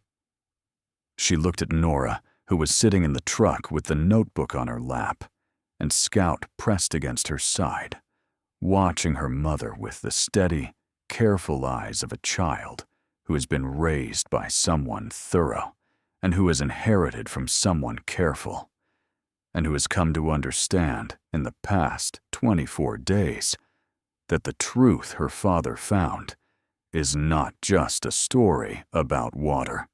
It is a story about what people are willing to do to take what doesn't belong to them and how long they are willing to do it, and what happens when someone finally stands on the high ground and refuses to look away. The sun was low over the western ridge. The valley below was going gold and brown in the last light. The creek branches were barely visible now, thin threads in their beds, going quieter every week. Clara squared her shoulders. She had Daniel's video on the USB drive, still in her boot, where she'd put it that morning, out of a habit she couldn't name. The habit of a woman who had learned to hold the most important things close. She had Hattie Monroe's notebook entry. She had photographs of Site 3 with the Meridian truck and frame. She had 43 pages memorized in the way you memorize things that have cost you something real. And she had her daughter, who had her father's eyes and her mother's stubbornness, and who had started, 24 days ago, writing things down because it felt like something that needed to be written down. They had not taken everything, not even close. They did not leave the ridge that night. Clara had considered it. For approximately 40 minutes after finding the cabin searched and the PVC pipe gone, she had run the calculation in the way that fear asks you to run it, measuring what she had against what was being brought against her, and arriving at the conclusion that the rational thing was to take Nora somewhere safer until this was further along. And then she had stopped running that calculation, because she had recognized it for what it was. It was the same calculation that had kept Hattie Monroe from speaking for 15 years. It was the same calculation that had led the families of the sick children in 2014 to accept the cash settlement and sign the papers and say nothing. It was a reasonable calculation, and it was exactly what Wade Carver was counting on her to make. She made dinner instead. She made pasta with canned tomatoes and the dried herbs she had brought from Caldwell Street, and she set the table, and she and Nora and Scout ate in the warmth of the wood stove, while the ridge settled into night around them. And then she called Hollis back and told him everything, methodically and in order, the way Daniel had taught her to report field observations. Facts first, interpretation after, and always note what you cannot yet account for. Hollis listened without interrupting. When she finished, he said, "They made a mistake." "How so?" "They showed you how scared they are. A man who isn't scared doesn't drive up a logging track himself, and doesn't send people into a woman's cabin when she's been there less than a month. They're running. That means we're pushing, she said. I want to move the timeline up. Hollis said, so does Angela. Angela Sears arrived at the ridge 2 mornings later. She drove a 10-year-old Subaru that had a cracked side mirror and a back seat full of files, and she came up the logging track with the competence of someone who has driven worse roads than this in the service of worse stories than this, which it turned out she had. She was 44, with short brown hair and the practical, unhurried manner of a person who has learned that the way to get someone to tell you the truth is to make the telling of it feel like an ordinary thing. She shook Clara's hand. She crouched down to look Scout in the face and said, very seriously, good dog. She sat down at the chestnut table and took out her recorder and her notebook and looked at Nora's field notebook, which Nora had placed on the table because she had decided on her own that Angela Sears should see it. Angela turned through it slowly. The maps, the vegetation survey, the 27 days of water level measurements, unchanged, the sketch of Site 3 with the Meridian truck annotated in the margin. She said, your dad was a hydrologist? Nora said, yes. Angela said, and you've been running parallel measurements since you arrived here. I wanted to know what normal was. Nora said, so I'd know when something was off. Angela looked at her for a moment. She said, I'd like to use some of this in the piece, if that's all right with you and your mom. Nora looked at Clara. Clara nodded. Nora said, he always said that data doesn't have a point of view. It just shows what happened. So, yes, Angela wrote something in her own notebook. Then she looked up at Clara and said, tell me everything, from the beginning. Clara told her everything. She talked for 2 hours. She went back to the estate reading, and Vernon's dismissal, and the logging track, and the first morning at the well, and Nora's maps, and the coffee tin with Daniel's note, and the limestone fracture, and the PVC pipe, and Daniel's 43 pages, and his video, and Hattie Monroe's notebook, and the morning of the accident, and Site 3, and Carver's visit, and the break-in, and the note on the porch. Angela did not interrupt. She wrote steadily, and occasionally asked a question that was precise and pointed, and told Clara she had been listening to every word. When Clara finished, Angela sat back and looked at the ceiling for a moment. She said, I want to talk to Hattie Monroe. I want to talk to the families in the valley whose wells are going dry. I want GPS-verified photographs of at least 2 more extraction sites. I want Daniel's video. I want Hattie's notebook entry about the truck. And I want to give Wade Carver a formal request for comment 24 hours before we publish. She looked at Clara. That last one is going to make him move. Are you ready for that? Clara said. We've been ready since November. Angela left that afternoon with a copy of everything on a drive that Hollis had prepared, and which he had also encrypted and filed with a legal firm in Asheville, with instructions that the contents be released to a specified list of recipients in the event that anything happened to any of the named individuals. This was the kind of detail Hollis attended to with the methodical thoroughness of someone who had seen evidence disappear before and was not interested in seeing it happen again. The county declared a water emergency on the 14th of November. Clara read the county commissioner's statement online, sitting at the chestnut table with her coffee, and she read it with the particular feeling that comes from watching a slow-moving thing you have been watching for weeks finally reach the speed that makes other people look up. The statement said, in light of unprecedented drought conditions affecting private wells and surface water resources across Harlan County, the commissioners have authorized emergency distribution of water to to affected residents and are requesting state assistance to assess the cause of the unusual rate of depletion. The statement said, "The cause of the unusual rate of depletion," as if it was a mystery, as if no one had any idea. Clara read that phrase 3 times. That afternoon, she drove the valley road with Nora, not to document, just to look. But what she saw was a county beginning to understand that something was genuinely wrong. The plastic water tanks in the fields had multiplied. 2 farms on the north side of the road had hand-lettered signs at their gates that said no water for stock. The elementary school had sent another note home, this one saying that they were operating on trucked-in water until further notice. At the old gas station in the county seat, she saw a group of men standing in the parking lot in the particular configuration that men stand in when they are worried and do not know what to do about it. Facing outward, not quite looking at each other, speaking in low voices. She stopped and got out.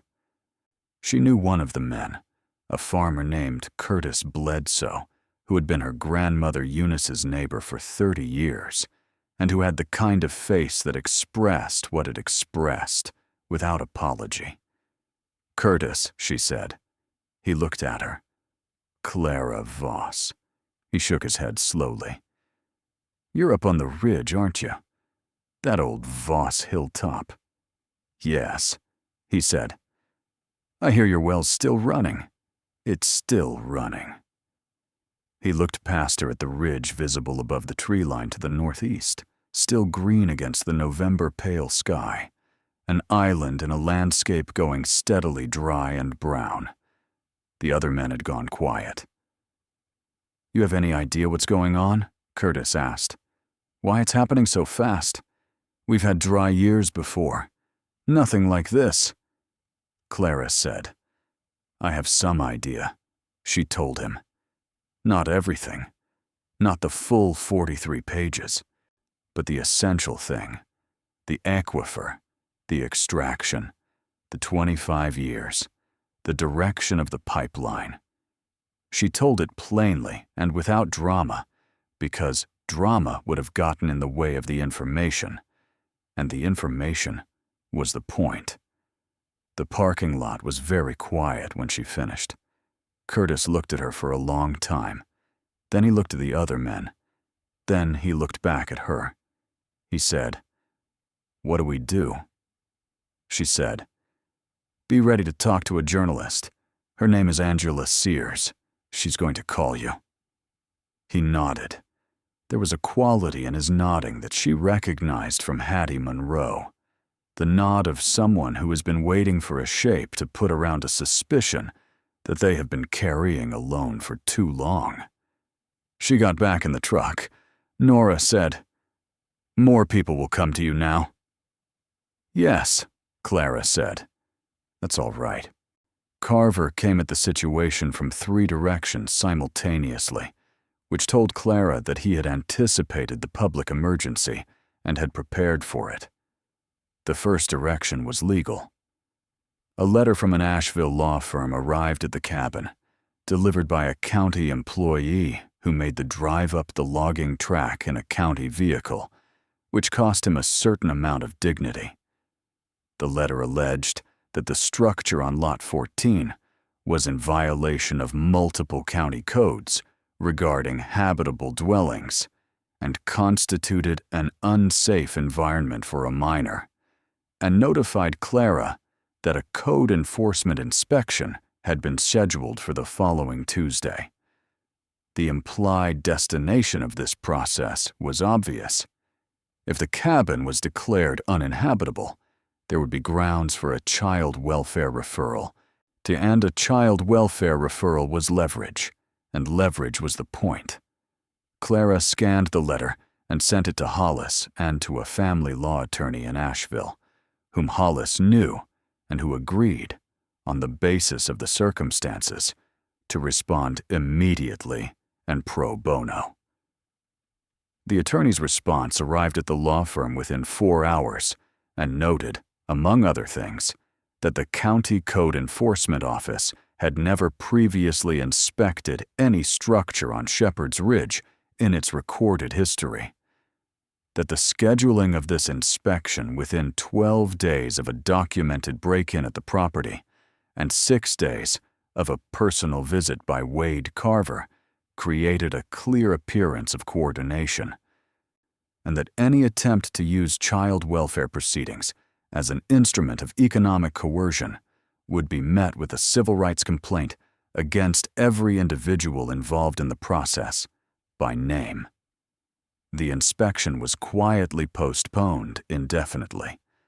The second direction was financial. A call came through a real estate agent Clara had never heard of, offering to purchase Lot 14 for $450,000, cash, closing within 15 days. The offer was triple what any reasonable market assessment of the property would have suggested. The call was declined. The agent called back with $600,000. Clara told the agent that the property was not for sale and would not be for sale. And she said it with the flatness of someone who means it completely and does not require the listener to believe it on the first pass. The third direction was social, and it was the most sophisticated, which told her something about how Carver had maintained his position in the county for 40 years.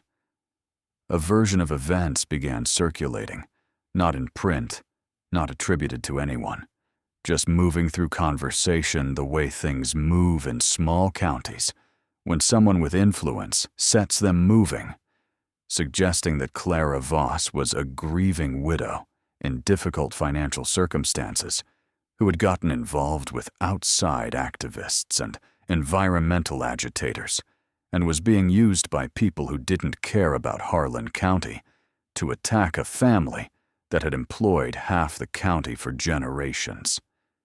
That the real problem was the drought, a natural drought, and that people trying to make it into something political were making it harder to find real solutions. The version was not clumsy. Clara heard it in 2 different conversations within the same week, which meant it was being seeded deliberately. She let it move. She had learned in those weeks on the ridge that you cannot stop water from finding its own level. You can only ensure that what you have is real. What she had was real. It was Nora who found the last piece. They had been through the USB drive carefully, multiple times, cataloging every file, and Clara had believed they had extracted everything significant. But on a Sunday morning, 3 weeks after the break-in, Nora was sitting with the laptop at the table, working through the file directory, with the systematic attention she applied to her notebook measurements, and she said, without preamble, "Mom, there's a folder inside the photographs folder that I don't think we opened." And Clara came and looked over her shoulder. The folder was labeled Survey Logs, Equipment, and contained what appeared to be raw data files from Daniel's GPS field unit, the automatic tracking logs that GPS devices record when you enable continuous logging during field work.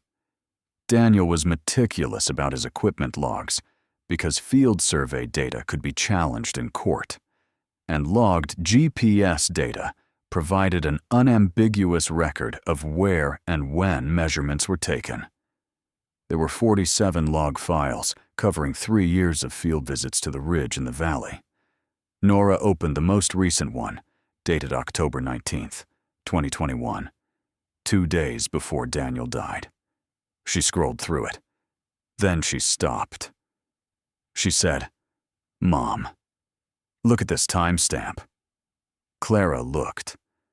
The log showed Daniel's GPS unit recording a track from his truck, which parked at the base of the logging track at 5:47 a.m.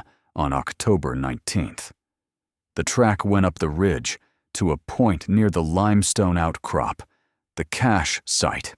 Clara recognized the coordinates and backed down. He had been up here 2 days before he died. He had been up here, And he had. She looked at the data. He had added something to the cache. The file size of the GPS log at that location showed a longer stop than a simple access and retrieval. He had spent time there. He had added to what was already in the pipe. There was another folder inside survey logs, equipment, much smaller. 3 files, labeled simply, Route, October 21st. Nora opened it. This was not Daniel's GPS unit. This was a different device. The metadata showed a different manufacturer, a different serial number. But someone had included these files on the same drive, placed them in a folder that read as part of the same survey data, which was, Clara stared at it, which was deliberate. Daniel had obtained someone else's GPS data and embedded it here, in a folder that looked like routine background data, because routine background data was the last thing anyone would look at. The route file from October 21st showed a vehicle's GPS track originating from an address in the south end of the county at 4:22 a.m. The vehicle moved north. It took the county road toward Millfield. It stopped at a point Clara recognized. The coordinates corresponded to the curve in the county road between the ridge access and Millfield, the curve where Daniel's truck had gone through the guardrail.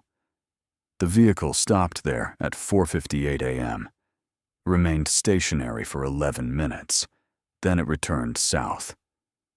Daniel had died on the morning of October 21st, 2021. The timestamp of the crash from the incident report was 5:09 a.m. Clara sat down. She sat down because her legs required it. She looked at the coordinates of the stationary stop on the curve. She looked at the 11 minutes. She looked at the timestamp. 4:58 a.m., stationary, and then moving away at 5:09. Moving away at exactly the moment Daniel's truck had gone through the guardrail. She looked at the origin address. She did not recognize it. She took a screenshot and sent it to Hollis. His response came back in 4 minutes. That address is a property registered to a holding company. The holding company is owned by an individual named Keith Arnett. Arnett is on Meridian's payroll as a, quote, maintenance contractor, unquote. He has a commercial GPS unit registered to his vehicle for route logging, as required by his contractor agreement. Clara stared at the screen. She said very quietly, "He knew. Daniel knew what happened. He obtained Arnett's GPS data somehow, and he embedded it in the drive, because he knew if something happened to him, it needed to be there." Nora had not spoken. She was sitting very still. Her field notebook was closed on the table in front of her. She had both hands flat on the cover. Clara looked at her daughter. Nora said, "He made sure we'd find it. He hid it in a place that looked boring so nobody would look at it. But he knew someone would, eventually. He knew we would." She opened her notebook. She turned to a fresh page. She wrote, Day 41. Evidence of deliberate interference. October 21st, coordinates confirmed. She did not cry, and she sat very straight, and she wrote, and her handwriting was as steady as it always was. Clara understood what it cost her to hold herself that way. She understood it because she was doing the same thing. And she knew that the holding together was not the absence of grief. It was the channeling of it. Grief as fuel for something that needed doing. She called Hollis. She said, "We need to give Angela everything. Today."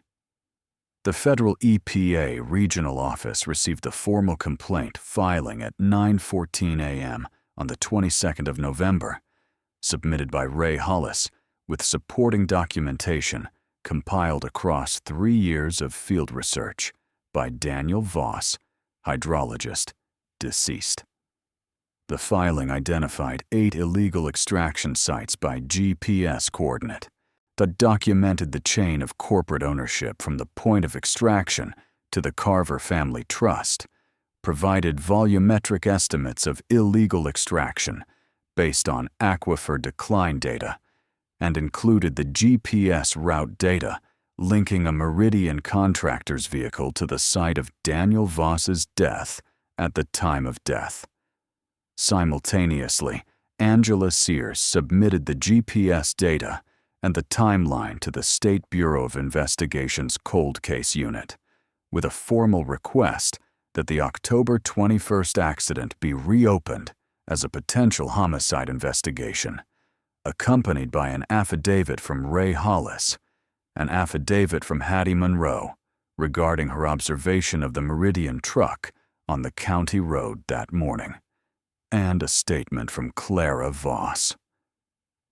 The formal request for comment went to Wade Carver's attorney at 10 a.m., giving him 24 hours to respond before publication. Angela called Clara at 10:04 a.m. She said, "He'll move fast. Be ready." He moved fast. By noon, Carver's attorney had issued a statement calling the allegations baseless and politically motivated and threatening defamation litigation against Angela Sears personally and against the outlet that employed her. By 2 p.m., a local television station with well-documented ties to Carver's Family Foundation had run a segment suggesting that Clara Voss was a troubled widow in financial distress who had been manipulated by outside interests. By 4 p.m., a man in a truck without plates had driven up the logging track, gotten out, taken photographs of the cabin, and driven back down without speaking. Clara photographed his truck before he reached the bottom of the track. She sent the photograph to Hollis, to Angela, and to the family law attorney in Asheville. She put the laptop away. She made dinner. The piece published at 6 a.m. on the 24th of November under Angela Sears's byline, with the headline, "How One Family Drained a County Dry, 25 Years of Illegal Water Theft in Harlan County, North Carolina." Clara read it at the table in the early morning dark, with coffee and Scout's head in her lap and the wood stove going. It was long, 4,200 words, and it was meticulous, and it was devastating in the way that only truly well-reported things are devastating, because the facts themselves were the indictment, and the prose only had to get out of the way. The piece told the story of the Harlan County aquifer and the rate of depletion and the illegal extraction network and Meridian Groundwater Solutions and the chain of ownership to the Carver Family Trust. It told the story of Daniel Voss and his 3 years of investigation and the GPS data that connected a Meridian contractor to the site of his death. It told the story of Hattie Monroe and 15 years of notebooks and the entry from October 21st. It told the story of 3 previous state investigations closed before they began, and the state employee whose financial records showed payment from a Meridian subsidiary, and the county commissioner in 2014 whose regulatory troubles had followed his formal water complaint. And it told the story of Clara Voss, who had received 40 acres of worthless hilltop land and a crumbling cabin and a coffee tin with a note in it, and who had come to a ridge above a drying valley because she had run out of other choices, and who had found on that ridge the proof that her husband had died, building, and had hidden in a limestone fracture at 4,000 feet, because he knew it was the only place they would not look. It told the story of Nora.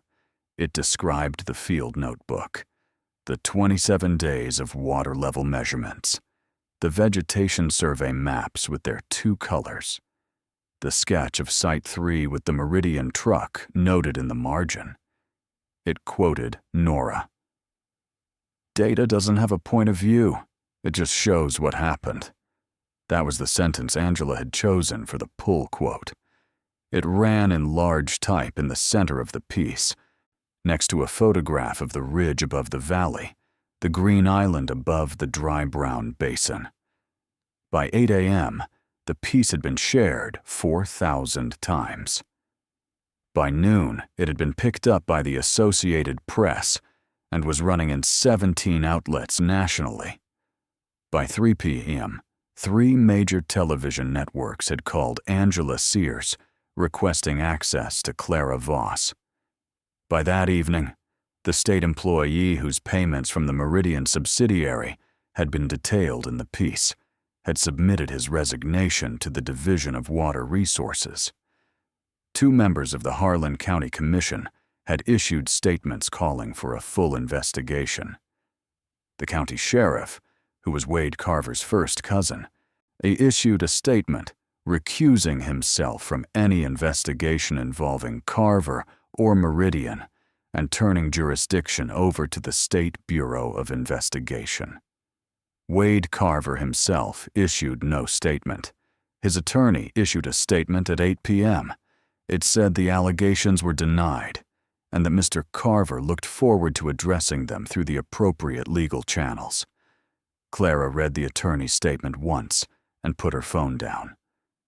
She went to check on Nora.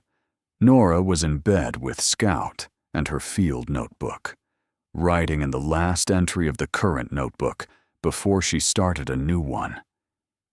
She was writing, as she always wrote in the last entry of a notebook, a summary of what the notebook had shown, a habit she had developed from her father's practice of writing concluding notes in his field logs. She said, without looking up, "It's happening, isn't it?" "Yes, it's happening." Nora finished writing, closed the notebook, and looked at her mother.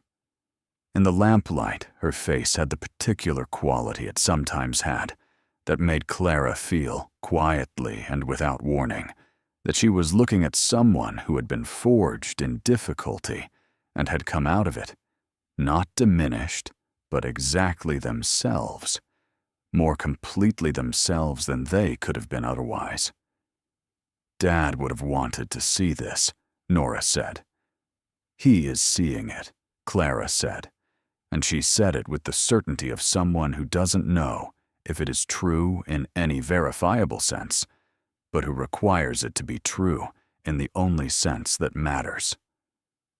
The community meeting was held at the Harlan County Agricultural Extension Building on the first Saturday of December, organized by Curtis Bledsoe and Hattie Monroe, and 3 other Valley residents who had been contacted by Angela Sears and who had decided collectively that what they needed was not a government meeting with an agenda and a podium and a controlled process, but a gathering of people who lived in the same valley and were watching the same thing happen and needed to be in the same room together.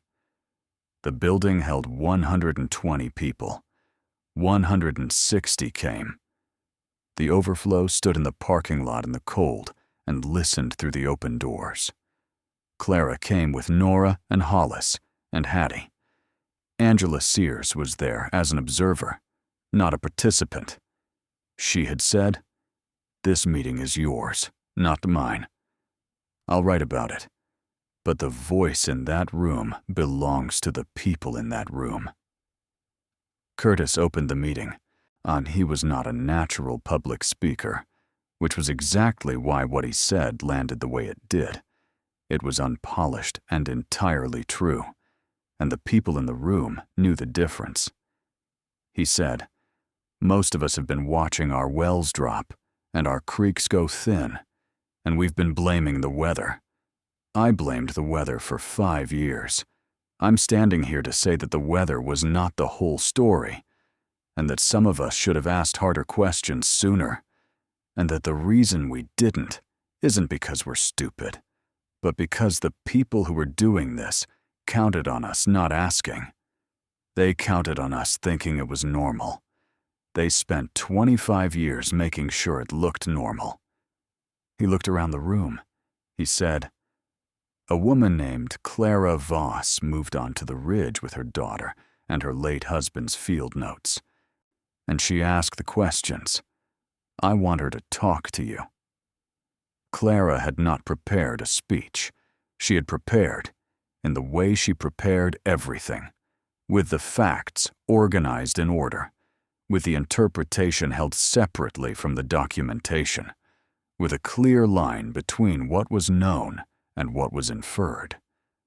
But when she stood up in the agricultural extension building and looked at the room, at the farmers she recognized, and the faces she didn't know, and the children sitting beside their parents in the plastic chairs, and the people crowded in the doorway in the cold, she set the prepared structure aside.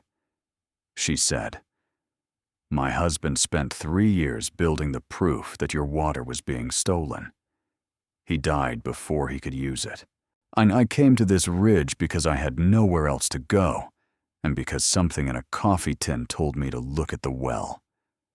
My daughter started measuring things on day 1 because her father had taught her that you have to know what normal looks like before you can see what's wrong. She was the one who found the last piece of evidence.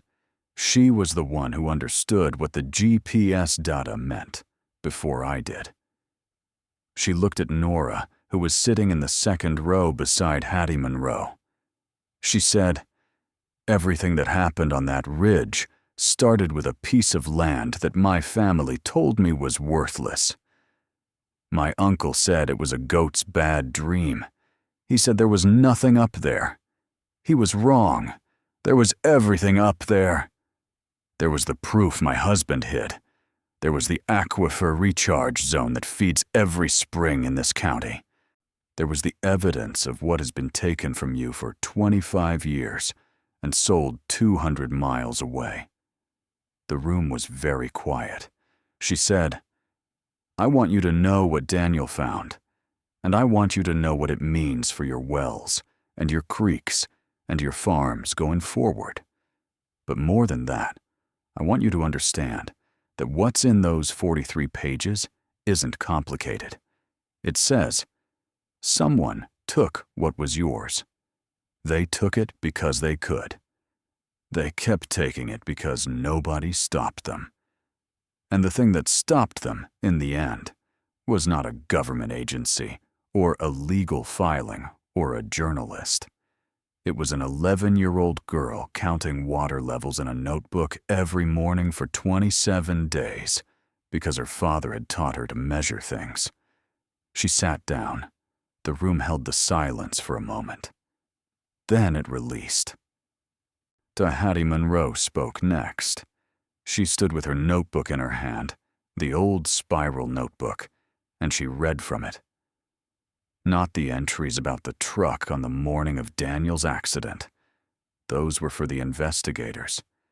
She read the entries going back 15 years. She read the dates and the measurements and the incremental year-by-year record of a creek going dry. She read it in her flat, uninflected voice, the voice of someone stating facts, and it was more devastating than any argument, because it was a record, and records do not persuade. They demonstrate. When she finished, she said, "I am 81 years old. I should not have waited this long. I waited because I was frightened, and because I thought it would not matter. I want to say, in front of everyone here, that it matters. That writing things down matters, and that paying attention matters.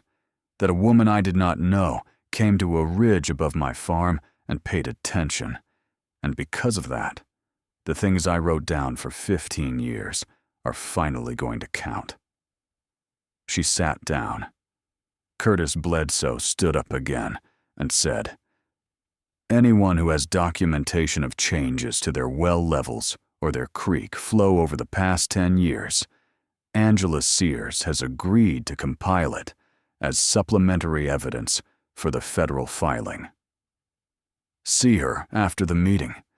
There were 14 people in that room who had been keeping records. Farmers, mostly. Women who had been watching the spring in their back field the way their mothers had watched it. A retired school teacher who had been photographing the same stretch of creek every October for 12 years for reasons she described as habit. An elderly man who had kept a daily weather log since 1974 and had noted in the margins for years the declining water levels in his stock pond. 14 people who had been writing things down because it felt like something that needed to be written down. Clara looked at Nora while they came forward, one by one, with their notebooks and their photographs and their years of careful observation. Nora was watching them with the expression she wore when she was taking something in fully, not reacting, just receiving. Then Nora turned to Clara. She said, very quietly, "They were all doing what Dad did. They just didn't know why yet."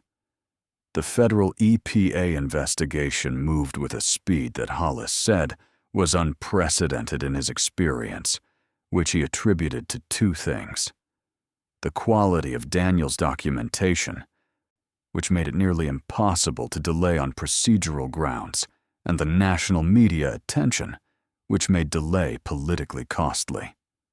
By the second week of December, investigators had accessed all 8 bore well sites, confirmed that everyone matched Daniel's descriptions precisely, and begun the process of quantifying the total volume extracted over the documented period.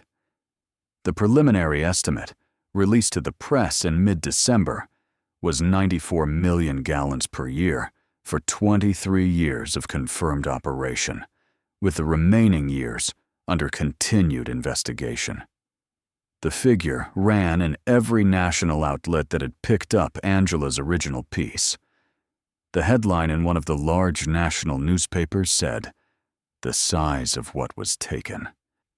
And Clara read that headline and thought that whoever had written it had understood something important, that the size of a theft is not only what makes it a crime, but what makes it a story that people can feel in their bodies, in the particular weight of a very large number applied to something that should have been free.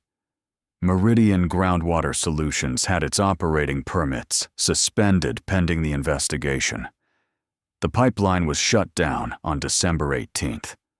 The bore wells were capped on December 22nd under federal supervision, with representatives from Hollis's former agency, different representatives, the current generation, the ones who had not been on the payroll, present to document the process. Wade Carver was formally named as a subject of the federal criminal investigation on January 3rd in the new year. The charges being considered included illegal water extraction, conspiracy, bribery of a public official, and this was the charge that had been building since Hollis filed the GPS data with the State Bureau of Investigation.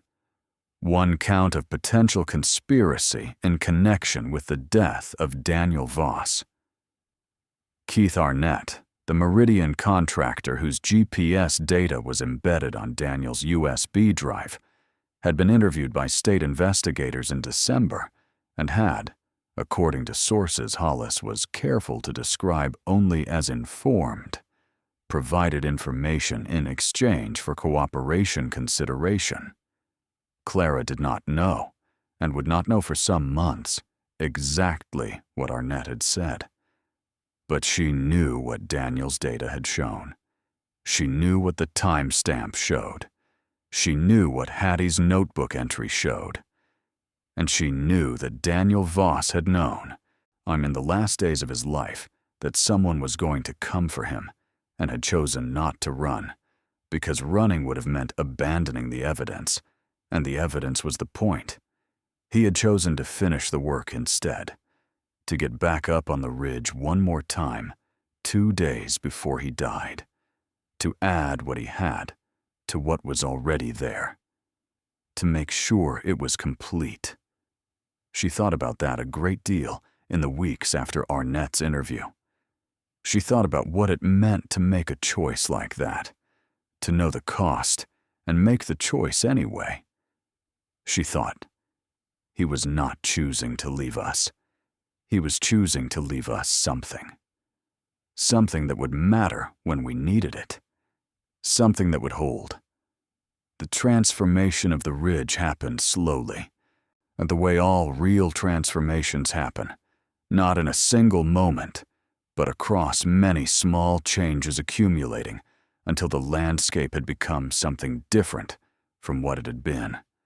Hollis helped Clara file for historic land designation for the cabin and the surrounding acreage, which provided a degree of legal protection against future development pressure and also meant, practically, that the code enforcement threat that Carver had set in motion was permanently moot. The designation process required a written account of the property's historical significance, and Clara wrote it carefully, noting the cabin's construction date, the hand-dug well, the limestone formation, and the role of the land in the investigation that had uncovered one of the largest illegal groundwater extraction cases in the state's history. And she did not call it a victory. It was not a victory. Victories have clean edges and defined endpoints. What had happened in Harlan County was something more complicated and more ongoing. An exposure, a beginning, a kind of reckoning that would take years to complete. But it was also something more personal, something harder to name. The family, Vernon, Marcus, Todd, had seen the articles. Vernon had called in early December. The conversation was awkward in the way that conversations are awkward when a person is contending with having been wrong in a public and documented way and has not quite arrived at the vocabulary for it. He said, "Clara, I had no idea. None of us did." He said, "Your grandmother would have been proud." Clara said, "Thank you, Vernon." She meant it. Not with warmth, exactly, but with the genuine cleanness of someone who has moved past the place where resentment was available as a resource. Her mother came up from Chattanooga in January, the one who had been keeping the sealed envelope without opening it.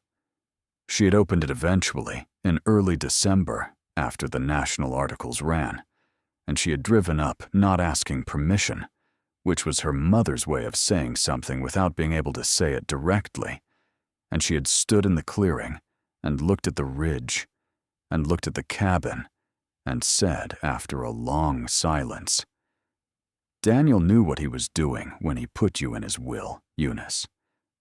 And Clara had understood that this was her mother's way of making peace with all of it. The county's wells began slowly to recover. Not immediately.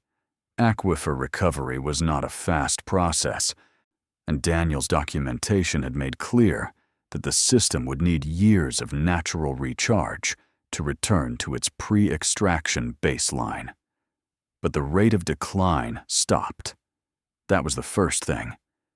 The rate of decline, which had been measurable and consistent and frightening for years, stopped. The water table in the valley leveled. The private wells in the worst affected areas began, incrementally, to stabilize. The springs were the last to return. They always are. Spring flow is the most sensitive indicator of aquifer health, the last to disappear and the last to recover. But in late February, Hattie Monroe called to say that the small spring in the southeast corner of her property, the one she had watched go dry 3 years prior, had a trickle of water in it again. She said it in a voice that was controlled and composed and entirely her own. Then she said, "You should come see it." Clara and Nora drove down that afternoon.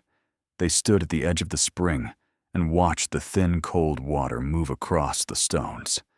It was barely a trickle, a beginning, the shadow of what had once been there and what would, given time, return. Nora crouched down and put her fingers in the water, and then looked up at her mother. She did not say anything. She did not need to. Hattie stood beside them with her arms crossed, and her notebook in the pocket of her coat, and her face doing the thing it did when she felt something she was not going to perform for anyone. Something entirely internal, private, and real. She said eventually, "Raymond used to fish this spring." And that was all she said about it. The legal case against Wade Carver and the corporate entities of Meridian Groundwater Solutions extended over many months and then years, as these things do. The criminal proceedings moved at their own pace, inscrutable and procedural, and Clara followed them in the way that she followed things she cared about, but could not control, with attention and without urgency, knowing that the outcome was no longer solely in her hands, and that what she had already done could not be undone. Keith Arnett eventually pleaded guilty to a single charge of negligent homicide in connection with Daniel's death, in exchange for full cooperation with the criminal case against Carver. The specific facts of what he had done on that curve in the county road on the morning of October 21st were laid out in the plea agreement in the flat, and procedural language of legal documents, which was perhaps the only language capable of containing them without becoming something else entirely. Clara read the plea agreement once. She sat with it for the better part of an afternoon.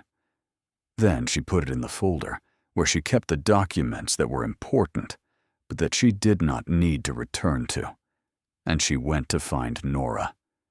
Wade Carver was convicted on federal charges of illegal water extraction, bribery of a public official, and conspiracy to obstruct an environmental investigation.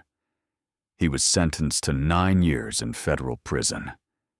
The Carver Family Trust was ordered to pay a remediation fine of $47 million, a portion of which was directed to a Harlan County water infrastructure fund, and the remainder to the state environmental remediation account.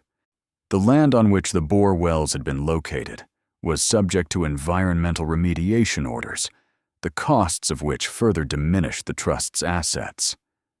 The state employee who had been on Meridian's payroll for 12 years entered into a plea agreement and was ordered to perform 2 years of community service and pay restitution. He was barred from state employment permanently. The county commissioner, who had approved the pipeline in 2001, wasn't charged. The statute of limitations had run, but he did not seek re-election. 2 members of the current county commission resigned in the first quarter of the year. They were replaced in a special election by 2 people, one of whom was Curtis Bledsoe, who ran on the single issue of groundwater protection and won by 31 percentage points. None of this was a clean ending. None of it returned what had been taken or restored the years that Daniel had not had. None of it made the valley what it had been before 23 years of extraction. But it was real. It was documented and public and legally established in the way that things need to be established before they can serve as foundation for what comes after. Clara thought of Daniel's phrase from the video, the one that had stayed with her since the night she first watched it. The people paying the bill would be the ones who had no idea the debt was being run up. That was the thing he had most wanted. Stopped. The ongoing, invisible extraction, the taking that hid behind official silence and small bureaucratic closures and the credibility of powerful surnames. It had been stopped. The bill had been presented, and this time to the ones who had run it up. On the ridge in early spring was a different landscape from the ridge in late October, which was itself a different landscape from any description Clara had heard before she arrived there, because the ridge had to be lived on before it could be described from the inside. In spring, the limestone outcrop at the top was surrounded by wildflowers that grew in the cracks of the rock. Small, tough yellow things, whose names Nora had looked up and written in her notebook, with the scientific nomenclature and the common names beside them. The cedar scrub had the new growth color that cedar has in April, a green so vivid it looked almost electrical. The clearing around the cabin was full of the particular spring grass of high-altitude limestone country, soft and dense, and a color that had no analog in the valley below. The well ran at 6 feet, just 2 feet deeper than the ground level from the previous autumn, not because Clara had drawn on it differently, but because the water table was recovering incrementally as the extraction had stopped and the recharge had been allowed to accumulate undisturbed. Nora was on day 142 of her water level log. She had started a second notebook. The original one was full, every page covered in her father's inherited neatness. And she had continued the daily measurement without being asked, without a reminder, without any external instruction, simply because it was the kind of thing that should be written down, and she was the one who had started writing it. She had also started corresponding with a hydrologist at the state university, who had reached out after reading Angela's piece. The correspondence had begun formally, on with the hydrologist asking careful, professionally measured questions about Nora's methodology, and had become something else when the hydrologist realized that the methodology was sound and the data set was, in terms of the consistency and duration of the sampling, genuinely useful. They had talked on video call 3 times. The hydrologist had asked if Nora would be interested in participating in a citizen science water monitoring program being developed for the Appalachian counties most affected by drought and aquifer stress. Nora had said yes before Clara could ask any of the practical questions. Then she had looked at her mother and said, "Right?" And Clara had said, "Right."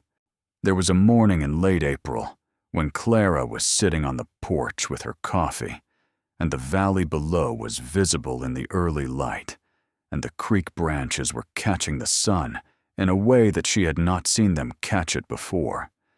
Brighter than they had been, more water in them, the particular light of a surface with enough depth to reflect properly. Not full, not what they had once been, but more than they had been for years, moving with a sound that reached the ridge as the faintest suggestion of something returning. Nora came out of the cabin with Scout and sat on the good porch board beside her. She looked at the valley. She said, "The East Branch is higher than yesterday," Clara said. "I know." "How much?"